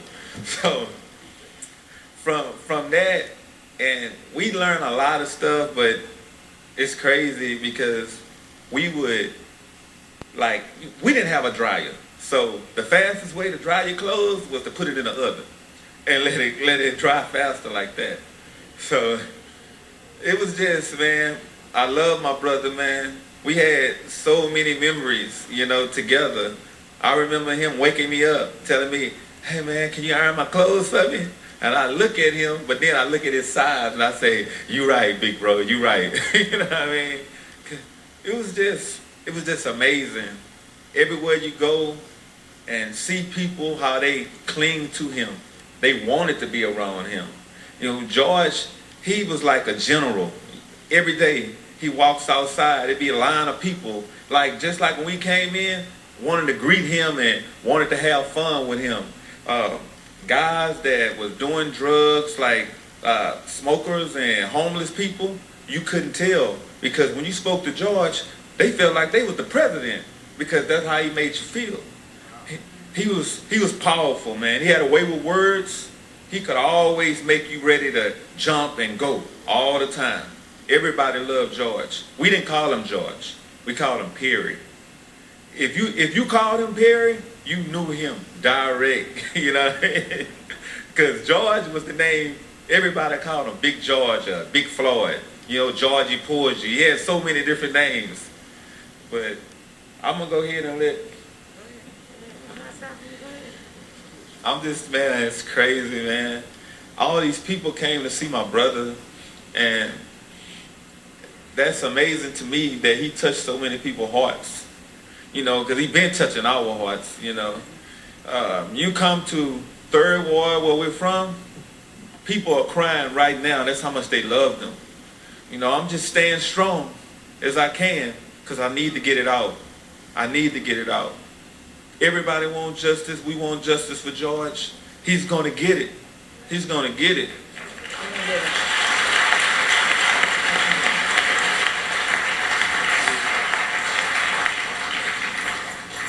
Good afternoon, everyone. I'm just going to echo some of the things that Fallon has talked about, and that is that we come from a long line of large family members. Our mothers were siblings of 13, and if I can kind of fast forward a little bit, my aunt she lived in Houston, and she would always talk about being there and not having any of the siblings close to her. So my mother decided to move to the Houston area back early 80, 81. And so we came to Houston, and we were all excited that we could have somebody close to us, because the only time we really would see each other is like during the holidays or when people would travel to visit my grandmother. Long story short, I mean, we didn't have a whole lot, but we always had each other. And we always were taught that, you know, we could always bring other people into the fold. Always, no one should ever go home without having a meal or having food. And so that's how, as he talked about, my aunt was someone in the community that everybody, they called her Miss Sissy. And all the kids loved to come over there. And she ended up having, you know, 30 or 40 kids that would come over there because they always knew that they could get something to eat if they came there. And not only food, but they could be loved and they could feel a part of the fold. So we were raised to always welcome people in and to embrace other people. And so you could see, as all these people, no matter who you talk to, they will all say the same thing, and that George was somebody who was always welcoming, always made people feel like that they were special, and nobody felt left out. When he would enter into a room, everybody would feel like they were special. He would embrace them. As I think about the thing that I will miss about him most is his hugs. Like, he was this great big giant, and when he would wrap his arms around you, you would just feel like, you know, you were, everything could just go away. Any problems you had, any concerns you had would go away. So while we're all grieving, I just want to kind of highlight his children, you know, Quincy, Javion, Tanjanika, Tyson, and Gianna, and his 3-year-old granddaughter, Journey. We all need prayer. But if I am honest about it, we are more concerned about his children and his grandchildren. So I ask that you pray for us as we go along this marathon to make sure that justice is served on George's behalf, or Perry as we call him. I ask that you pray for us and especially for their children. Thank you.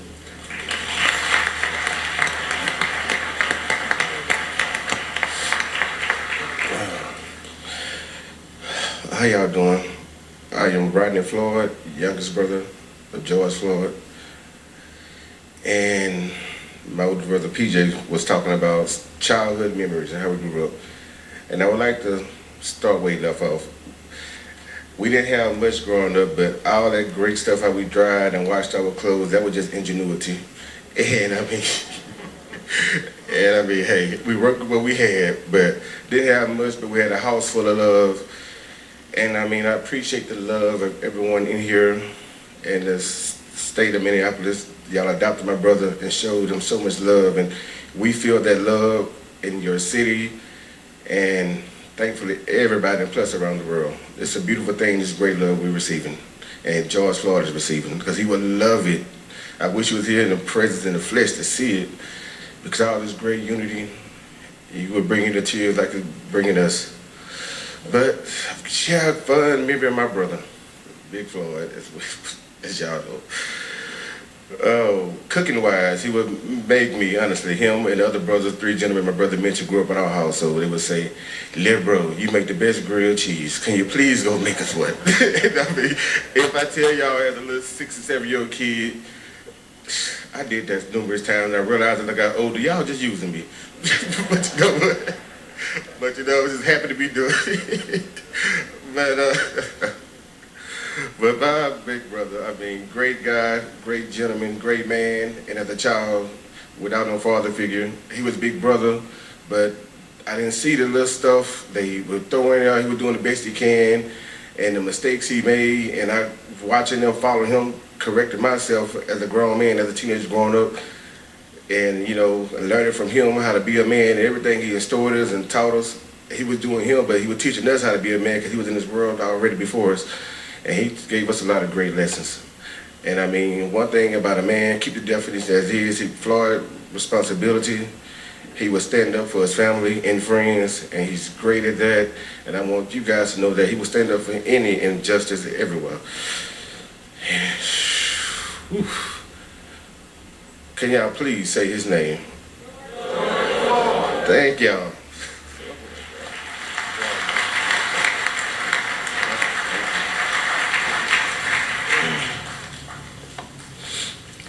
I'm Brandon Williams, George's nephew. I call him Perry. You know, we happen to share the same middle name for some reason. My mama wanted to name all of us after some of her siblings, and coincidentally, I ended up with George. Growing up, I mean, I'm a lot younger than them, but my grandmother raised me. I didn't have a father figure present in my life, so I grew up in the same house with them.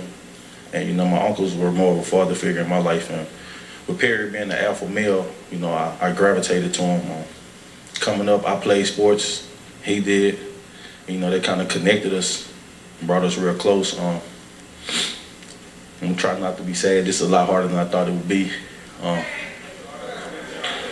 just remember. I just remember just all of the memories, man. So more than anything, I just want to say thank you to him, just for being there, just being a real, genuine person, just being loving and caring, and somebody I can count on no matter what.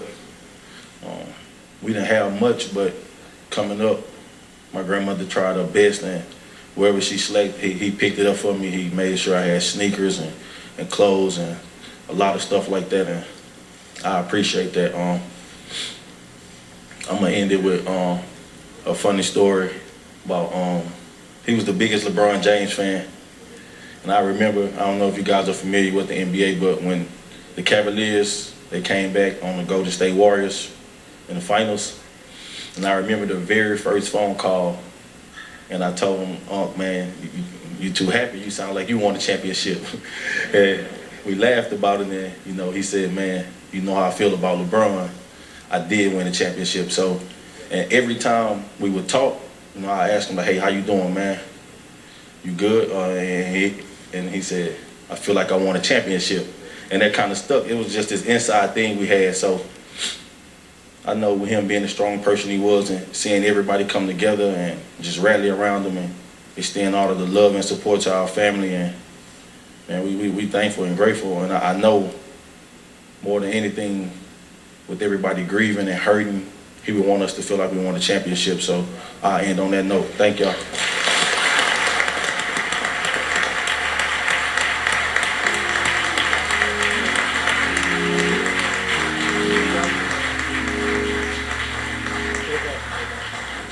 Y'all please give his family another round of applause. Please show them love. Show them love.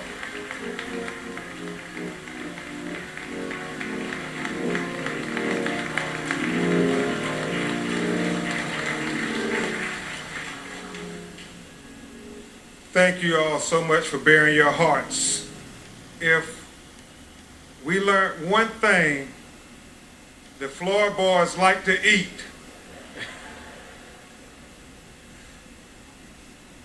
And also, they had a conversation with Tyler Perry, and it was pretty profound, because they said, "We are the big extended black family that you portray, Will Packard and others, on your movie screens, because we all need one another. And you can tell this family always needed George. And so it's awfully difficult for them." The plea for justice is simply this. Dr. Martin Luther King said, "He who passively accepts evil is as much involved in it as he who helps to perpetrate it. He who accepts evil without protesting against it is really like cooperating with it. You know, T.I. on that video, what we saw was torture. Reverend Jackson, what we saw in that video was inhumane.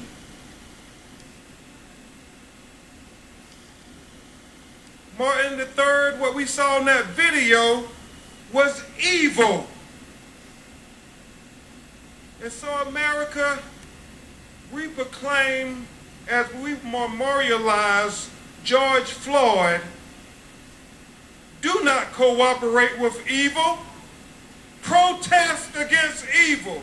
Join the young people in the streets protesting against the evil, the inhumane, the torture that they witnessed on that video.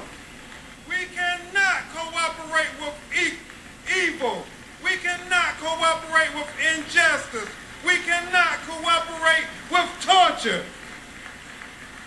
Because George Floyd deserved better than that. We all deserve better than that. His family deserves better than that. His children deserve better than that.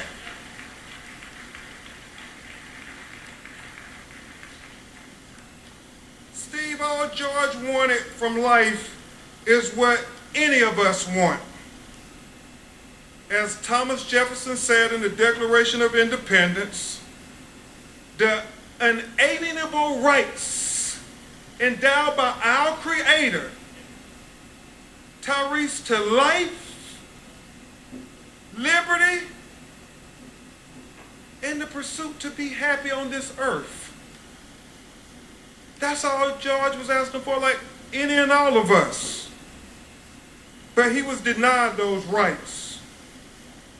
And we will seek justice in his name. We will all, united as a people who are God's children, seek justice in his name. But beyond the specific justice, in his case, Chris, the prosecution of the 4 individuals who deprived George of his life, we seek a broader, more transformative justice. Reverend Al, a more just system of policing. Kevin, a more just treatment of people of color. Chris, a more just criminal justice system. In essence, what we are endeavoring to do, Brandon, is what my personal hero, Thurgood Marshall, said. Make the Constitution real for all Americans. You see, Justice Marshall said the basis of the Constitution is simply this, that a black baby born to a black mother, the most uneducated black mother, the most inarticulate black mother, the most impoverished black mother, has the same exact rights as a white baby born to a white mother, the most educated white mother, the most articulate white mother, has the most affluent white mother, just by virtue of that baby drawing its first breath as an American. Now, Justice Marshall said, Reverend Jackson, I know that's not the case in America today, but I challenge anybody to say, Tony, that that's not the goal we're fighting for. He said, I challenge anybody to say, that's not what makes America the great beacon of hope and justice for all the world to marvel. So when we fight for the George Floyds of the world, but more importantly, when we fight for the unknown George Floyds of the world, when we fight for the Trayvon Martins of the world, when we fight for the Terrence Crutches of the world, when we fight for the Michael Browns of the world, when we fight for the Alton Sterlings of the world, when we fight for the Philando Castillos of the world, when we fight for the Jamar Clarks of the world, when we fight for the Eric Gardners of the world, when we fight for the Sandra Blands of the world, when we fight for the Ahmaud Arbery's of the world, when we fight for the Breonna Taylors of the world, when we fight for the Natasha McKinney's of the world, when we fight for the Stephon Clarks of the world, when we fight for the least of these, what we're really doing is helping America live up to its creed. What we're really doing is helping America be the great beacon of hope and justice for all the world to marvel. But most importantly, brothers and sisters, what we are doing is helping America be America for all Americans.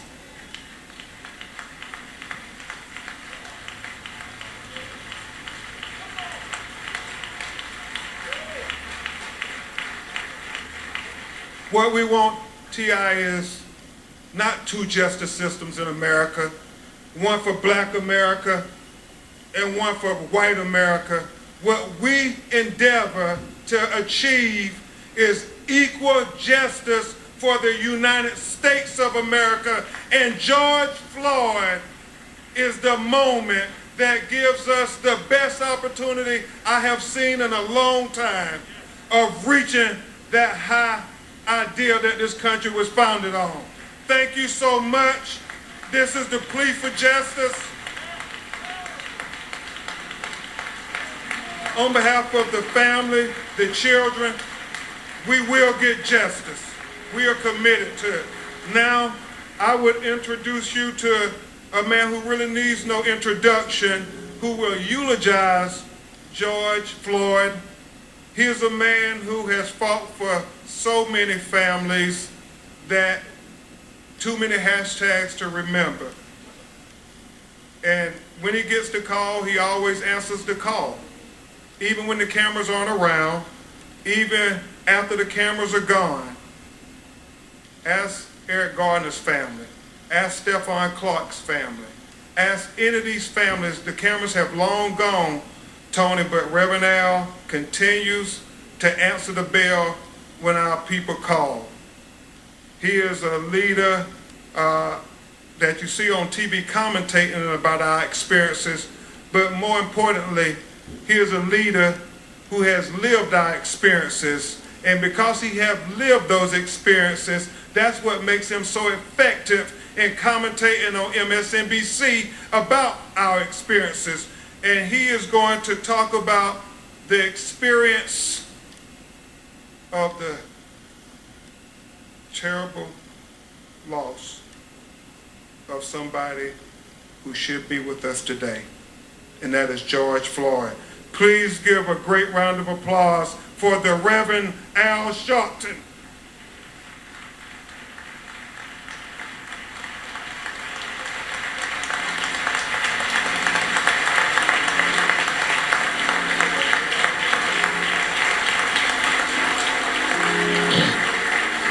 Thank you.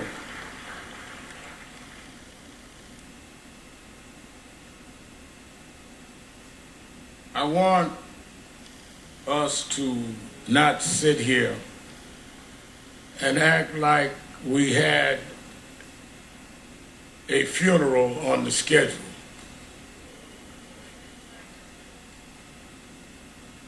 George Floyd should not be among the deceased. He did not die of common health conditions. He died of a common American criminal justice malfunction. He died because of there has not been the corrective behavior that has taught this country that if you commit a crime, it does not matter whether you wear blue jeans or a blue uniform, you must pay for the crime you commit.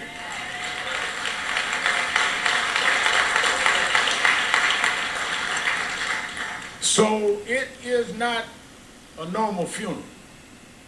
It is not a normal circumstance, but it's too common, and we need to deal with it. Let me ask those of you that in the traditions of eulogies need a scriptural reference, go to Ecclesiastes 3rd chapter. First verse says, to everything there is a time and a purpose and season under the heavens. I'm going to leave it there. I saw somebody standing in front of a church the other day had been boarded up as a result of violence, held the Bible in his hand. I've been preaching since I was a little boy. I never seen anyone hold a Bible like that, but I'll leave that alone.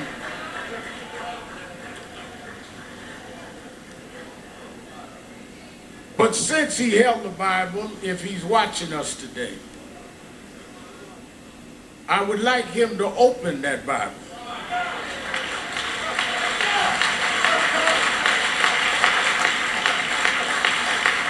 And I'd like him to read Ecclesiastes 3. To every season, there's a time and a purpose. And I think that it is our job to let the world know when we see what is going on in the streets of this country and in Europe, around the world, that you need to know what time it is. First of all, we cannot use Bibles as a prop. And for those that have agendas that are not about justice, this family will not let you use George as a prop.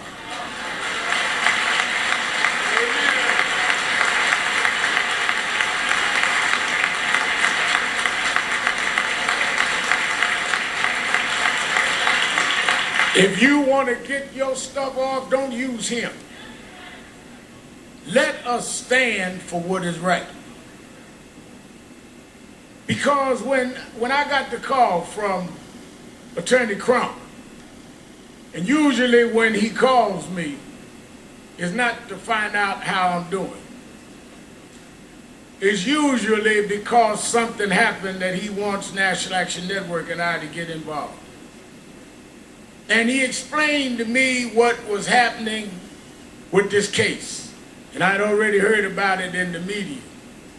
And immediately I said, well, let me know what you want me to do. He said, whatever you need to do.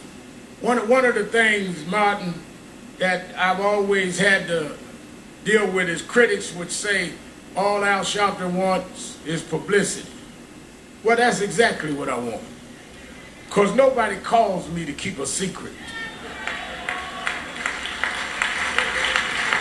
People call me to blow up issues that nobody else will deal with. I'm the blow up man, and I don't apologize for that.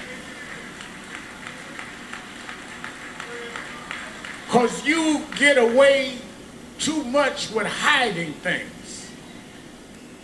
Funny has talked about y'all putting clothes in the oven to have your clothes dried. Well, I didn't grow up in the third world, but I grew up in Third Ward. I grew up in Brownsville. And we had roaches. Now, I know Kevin Hart and some of the rich Hollywood folk here don't know what roaches are, but we had roaches, Ludicrous. And one thing I found out about roaches is that if you keep the light off, if you're in the dark, a roach will pull up to your dinner table and have a 5-course meal. So I learned one of the ways to deal with roaches is if you cut the light on, I could run them roaches and track them down. And I've spent all my life chasing roaches all over this country.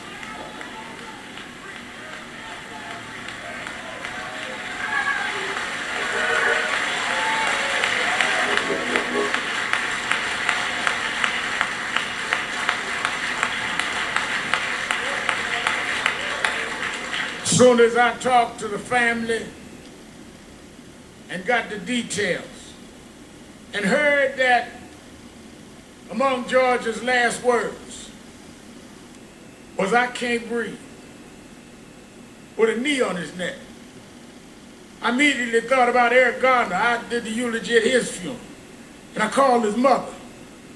And I said, "I know we're not going out because of the coronavirus, but this is so much like Eric. If we could arrange some private way to go to Minneapolis, would you go?" And she said, "Rev Mal, I'm already packing. Let me know." Tyler Perry said, "I'll give the families, the plane, whatever y'all need, because this is wrong." Robert Smith said, "Don't worry about the funeral costs."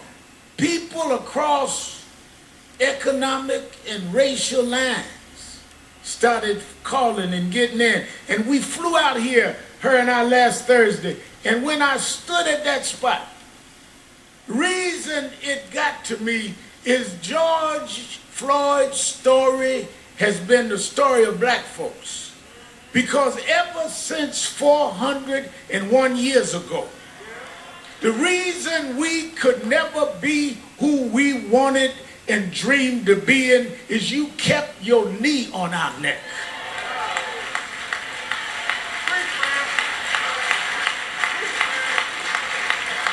We were smarter than the underfunded schools you put us in, but you had your knee on our neck.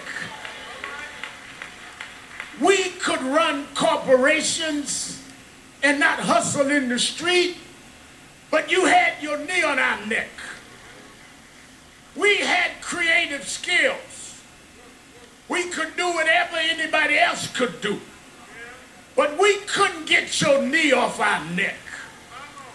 What happened to Floyd happens every day in this country, in education, in health services, and in every area of American life. It's time for us to stand up in George's name and say, "Get your knee off our necks."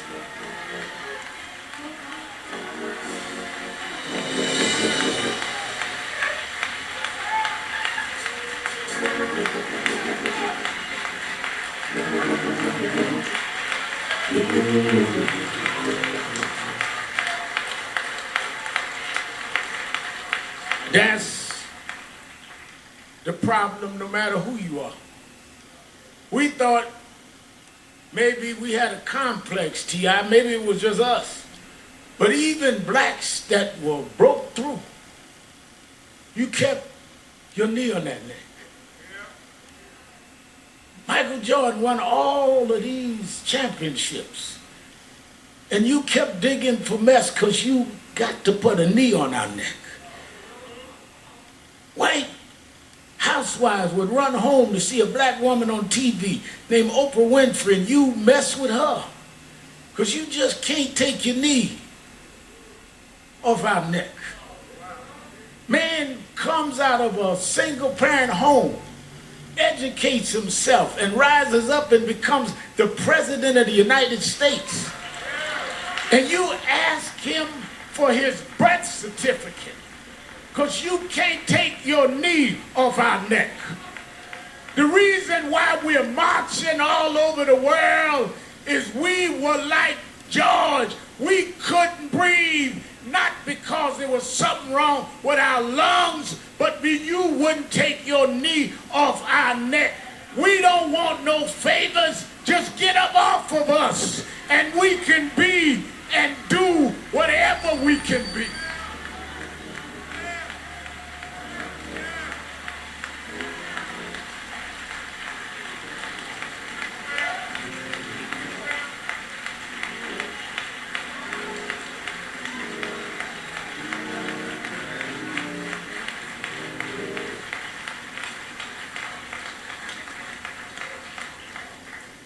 There have been protests all over the world.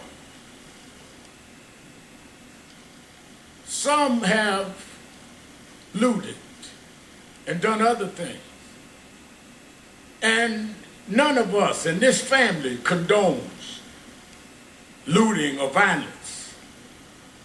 But the thing I want us to be real cognizant of is there's a difference between those calling for peace and those calling for quiet.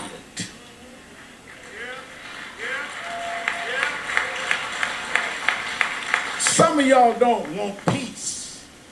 You just want quiet. You just want us to shut up and suffer in silence. The overwhelming majority of the people marching wasn't breaking windows. They were trying to break barriers. They wasn't trying to steal nothing. They were trying to get back the justice you stole from us. Those that broke the law should pay for whatever law they broke, but so should the 4 policemen that caused this funeral today. We don't have a problem denouncing violence, Mr. Governor. We don't have a problem, Mr. Mayor, denouncing looting. But it seems like some in the criminal justice system have a problem looking at a tape and knowing there's probable cause, and it takes a long time for you to go and do what you see that you need to do.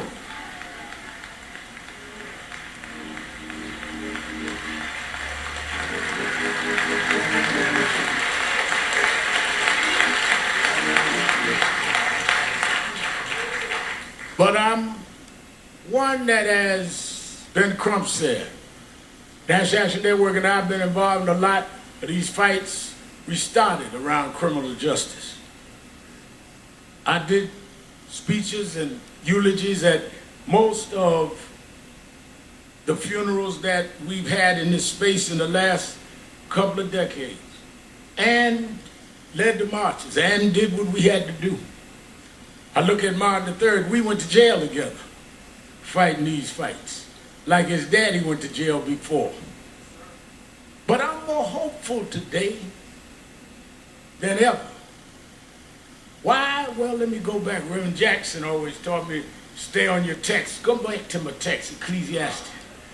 There is a time and a season. And when I looked at this time and saw marches where in some cases young whites outnumbered the blacks marching, I know that it's a different time and a different season. When I looked and saw people in Germany marching for George Floyd, it's a different time and a different season.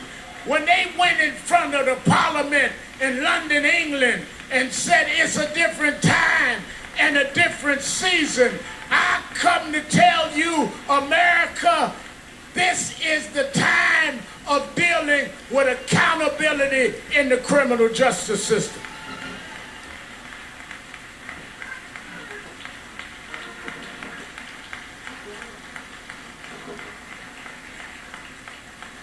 Stephen, years ago, I went to march.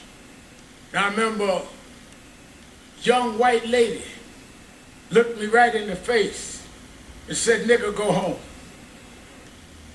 But when I was here last Thursday, and Miss Carr and I was headed back to the airport, I stopped near the police station. And as I was talking to a reporter, a young white girl, she didn't look no older than 11 years old. She tagged my suit jacket. And I looked around and I braced myself. And she looked at me and said, "No justice, no peace."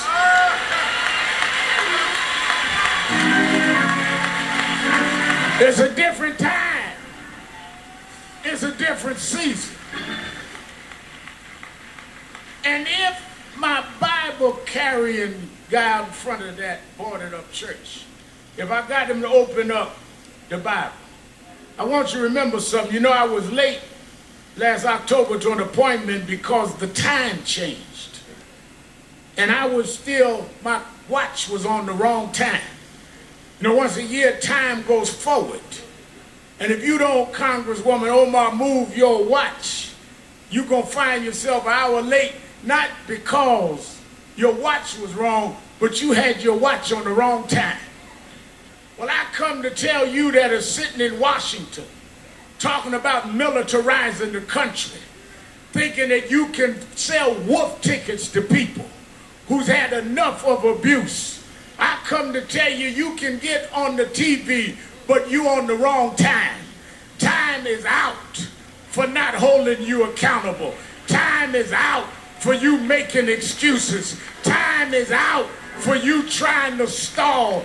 Time is out for empty words and empty promises. Time is out for you filibustering and trying to stall the arm of justice. This is the time. We won't stop. We're going to keep going until we change the whole system of justice.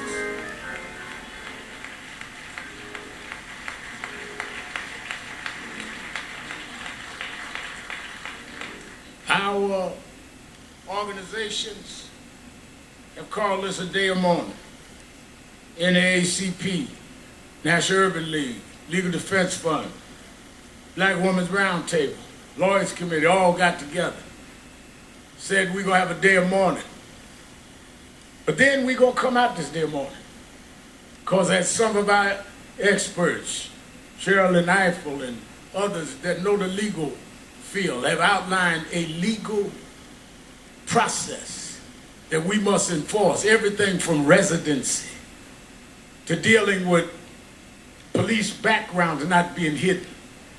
Talked to Governor Andrew Cuomo today in New York. He says we got to change 58 where the backgrounds stop of policemen. We need to know if they stop you, they find out everything you ever did. Why don't we know when policemen have a pattern?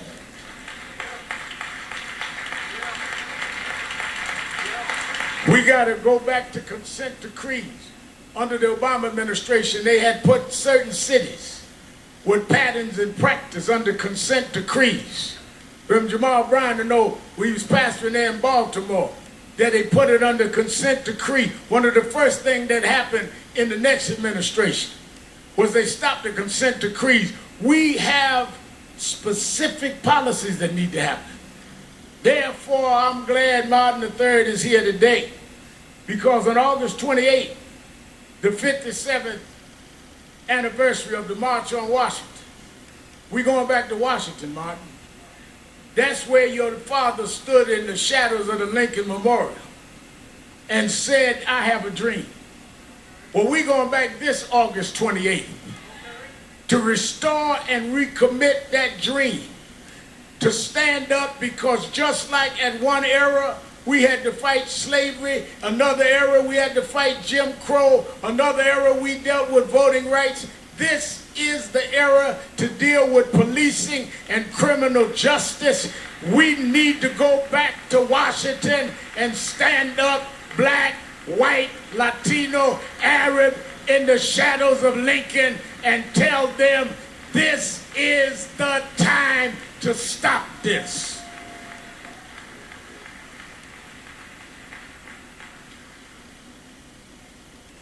We, Martin and I talked about this. I've asked Reverend Bryant to get the faith leaders together. I talked Randy Weidengard about the labor leaders. Oh no, we're going to organize in the next couple months in every region, not only for a march, but for a new process. And it's going to be led by the Floyd family. And it's going to be led by the Garner family.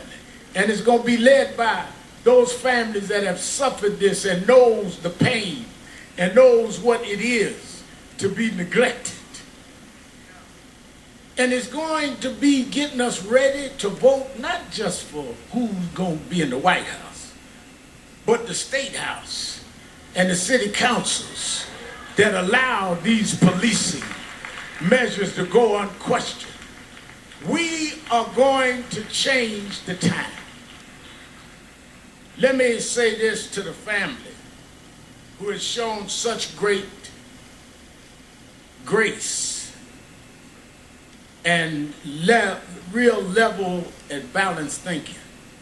And that's why I want them to help lead this. And I think one of the greatest thinkers of our time, Dr. Michael Eric Dyson, I've asked come and speak. We need to break down, because y'all don't know what time it is. Y'all are operating like it's yesterday. And the reason y'all late catching up to what these protests means is because you didn't turn your clock forward. Talking about make America great. Great for who and great when? We gonna make America great for everybody for the first time.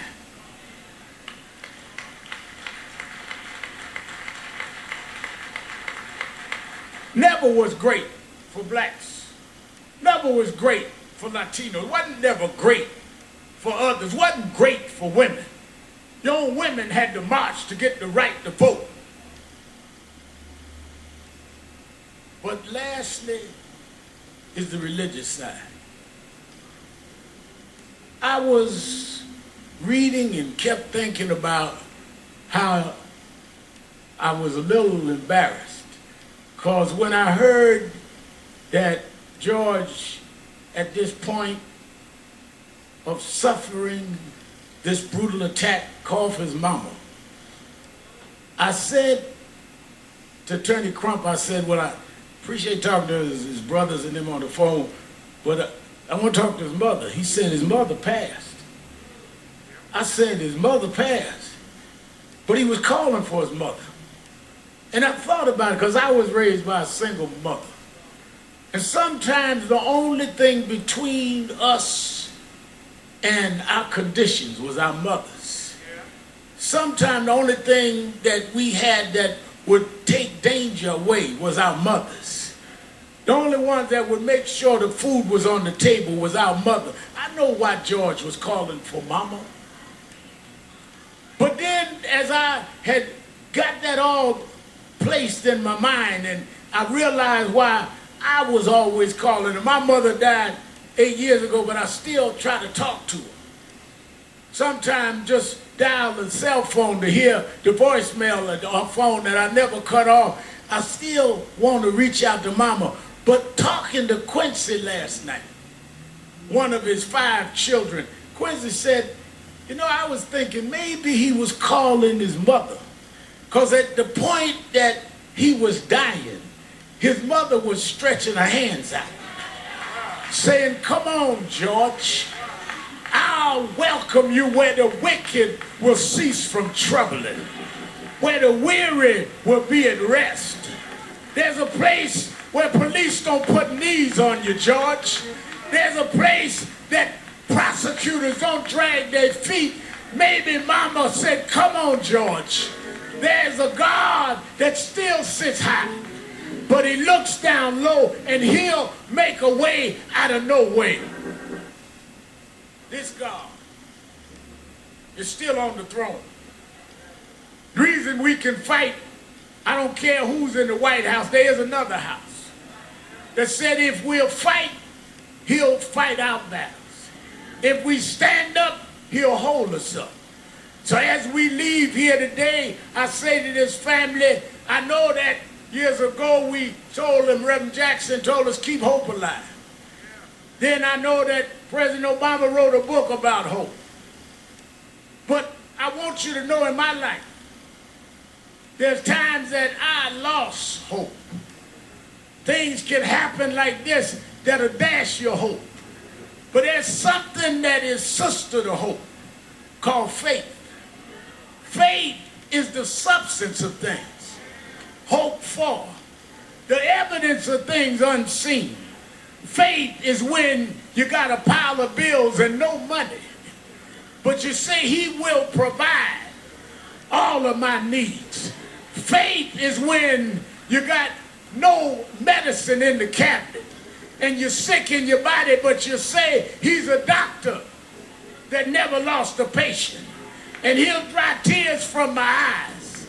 Faith is when your friends walk out, when your loved ones turn their back, but you say, I don't believe he brought me this far to leave me now. We didn't come this far by luck. We didn't come this far by some faith. We come this far by faith, leaning on the Lord, trusting in his holy word. He never failed me yet. From the outhouse to the White House, we come a long way. God will, God shall, God will, God always has. He'll make a way for his children. Go on home, George. Get your rest, George. You changed the world, George. We're going to keep marching, George. We're going to keep fighting, George. We done turned the clock, George. We're going forward, George. Time out. Time out. Time out.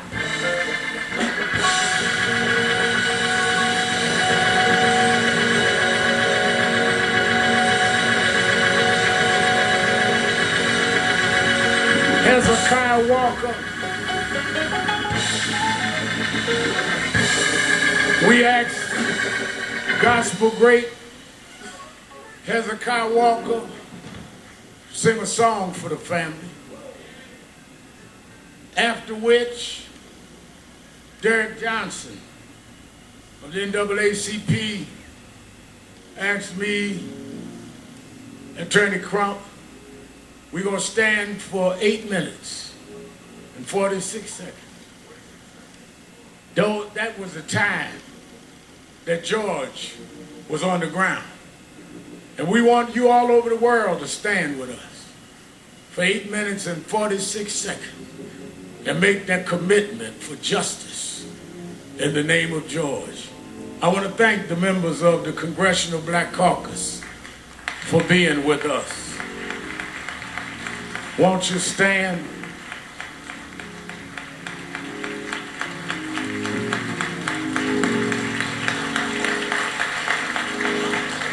I want to thank the son and heir and co-convener, Dr. Martin Luther King III, for being with us.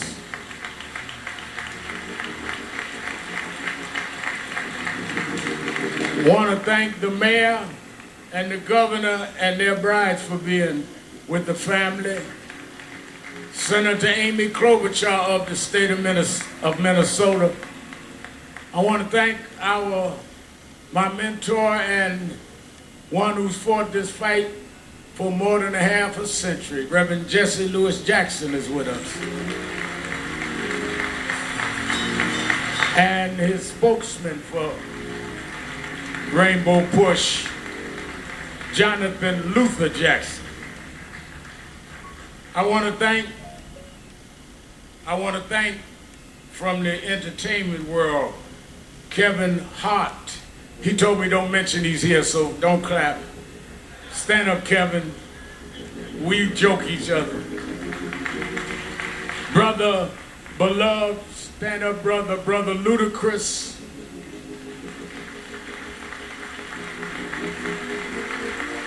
Tyrese Gibson, who's an extraordinary activist in his own right. Master P.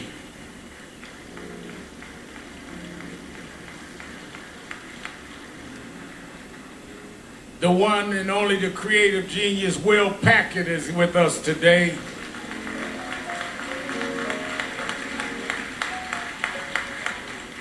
And a brother that we've marched together and done a lot of things. He does not just put his name on somebody's petition, he puts his body on the line. Brother T.I. is in the house.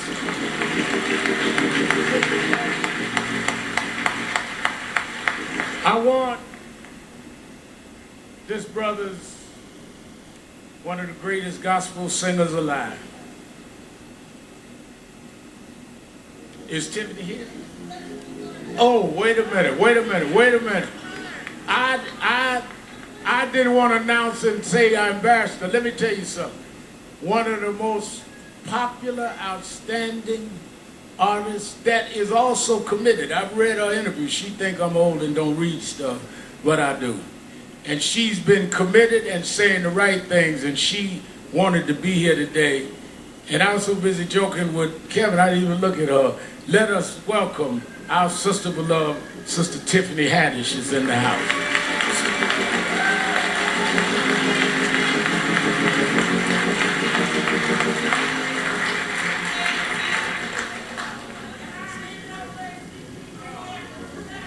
Well, I'm going to announce all the rest. Wait a minute, y'all don't start introducing folk.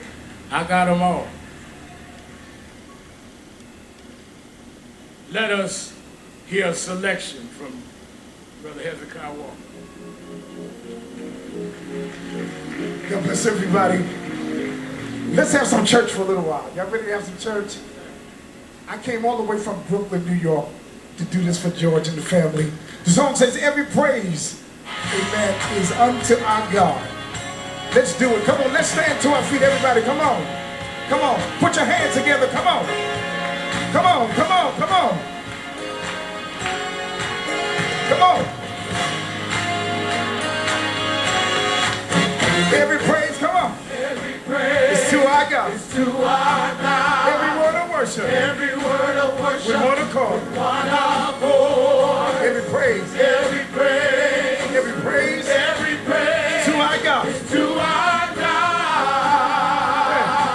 Sing hallelujah. Sing hallelujah. Oh, to our God. glory hallelujah. Glory hallelujah. Is to our God. To our God. Every praise. Every praise. Every praise. Every praise. To our God. Is to our God.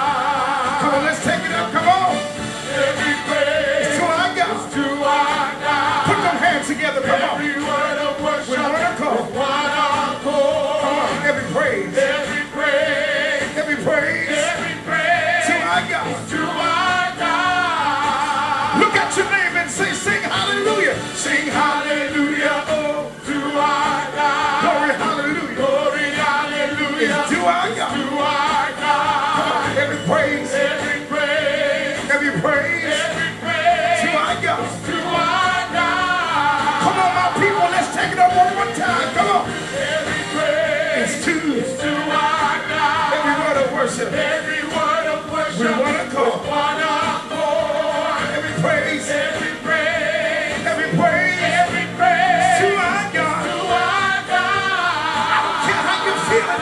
Sing hallelujah. Sing hallelujah. To our To God. our God. Hallelujah. Glory hallelujah. To our To God. our God. Every praise. Every praise. Every praise. Every praise. To our God. To our God. This is my favorite part right here. Come on. God, my Savior. God, my healer. God, my deliverer. Yes, He is. Yes, He is. You say it now. God, my Savior. God, my Savior. God, my healer. God, my healer. God, my deliverer. Yes, He is. Yes, He is. Yes, He is.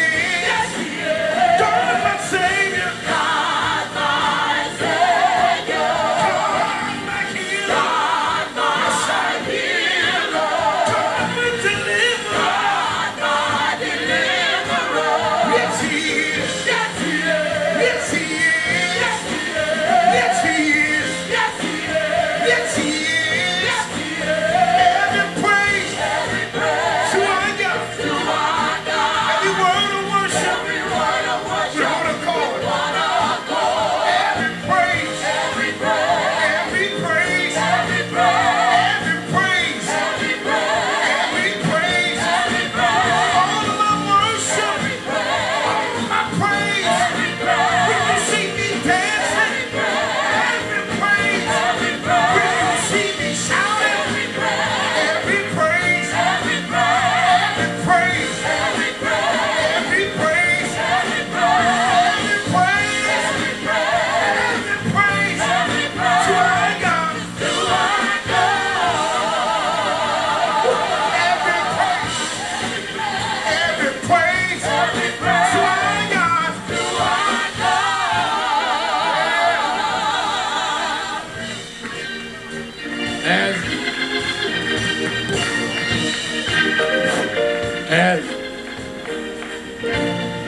Mike, all right, as we remain standing, I want to recognize Clyde Bellecourt of the American Indian Movement. Brother Bellecourt, we honored that you came. Thank you. And let me say, they recognize someone yelled out the state chair of the NAACP, and many of Black Lives Matter, many of the grassroots organizations that have been doing the protests on the ground in Minneapolis and around the country. Movements are about everybody. We don't exclude anybody. Those young folks, some of them organic, some organized on their own, some NAACP, some Urban League, some National Action Network. We need everybody.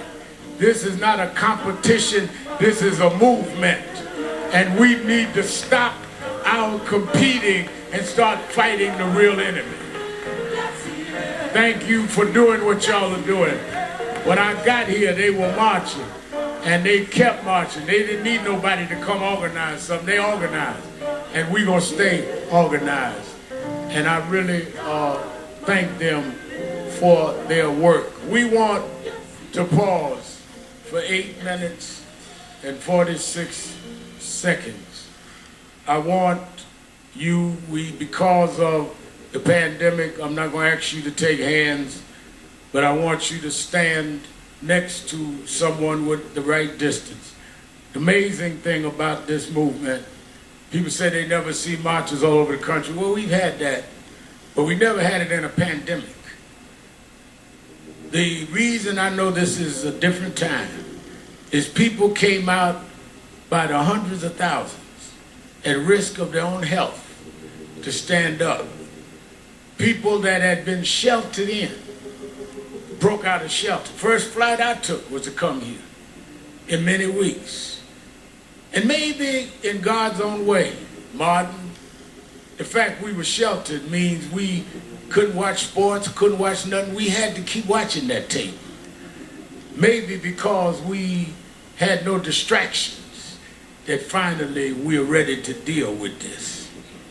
So as we stand, I would like us to stand together, and I think there's only one woman up here. I want Tiffany, since I was respectful, would you come stand with us up here? Tiffany Haddish, so you won't be talking about me in your next interview.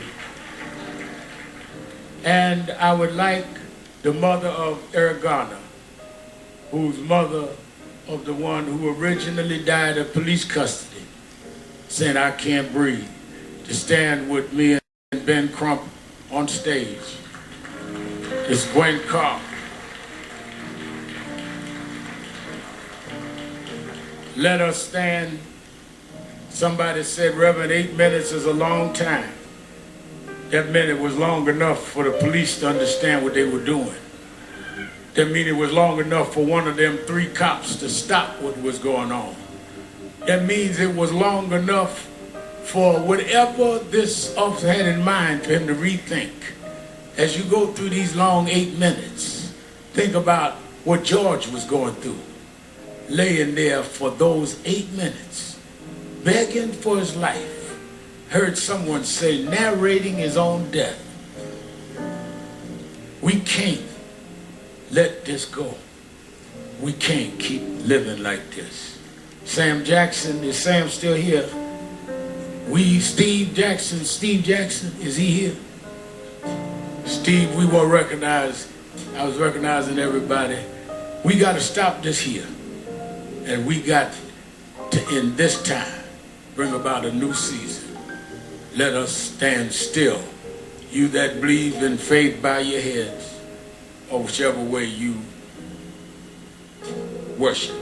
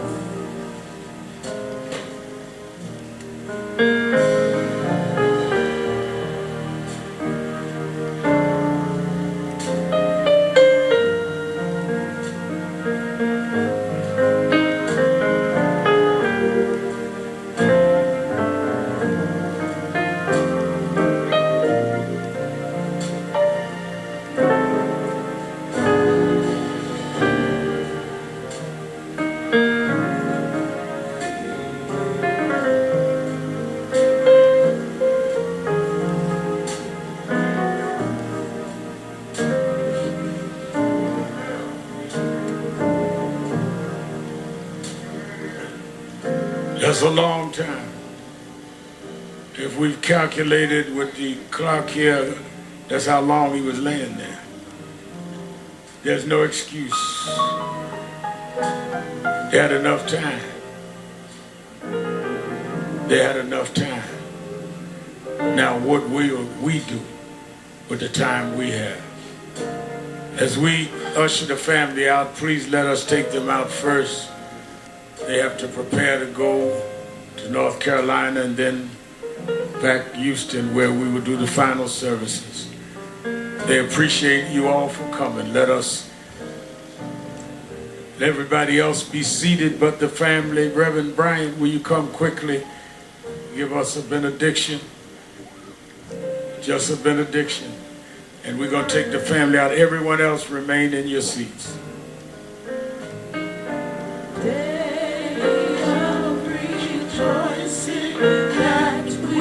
If you'll remain where you are for the benediction. Good and gracious God, merciful Master, walk with us while we run this race. Speak to us as we lift our voice. Use our hands so that they do not become fists. Change our hearts so that our rage will shift to rehabilitation. Convict the country so it can finally be the land of the free and the home of the brave.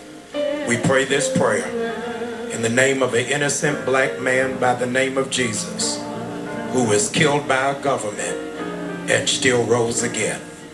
And with that power, we march on until victory is won.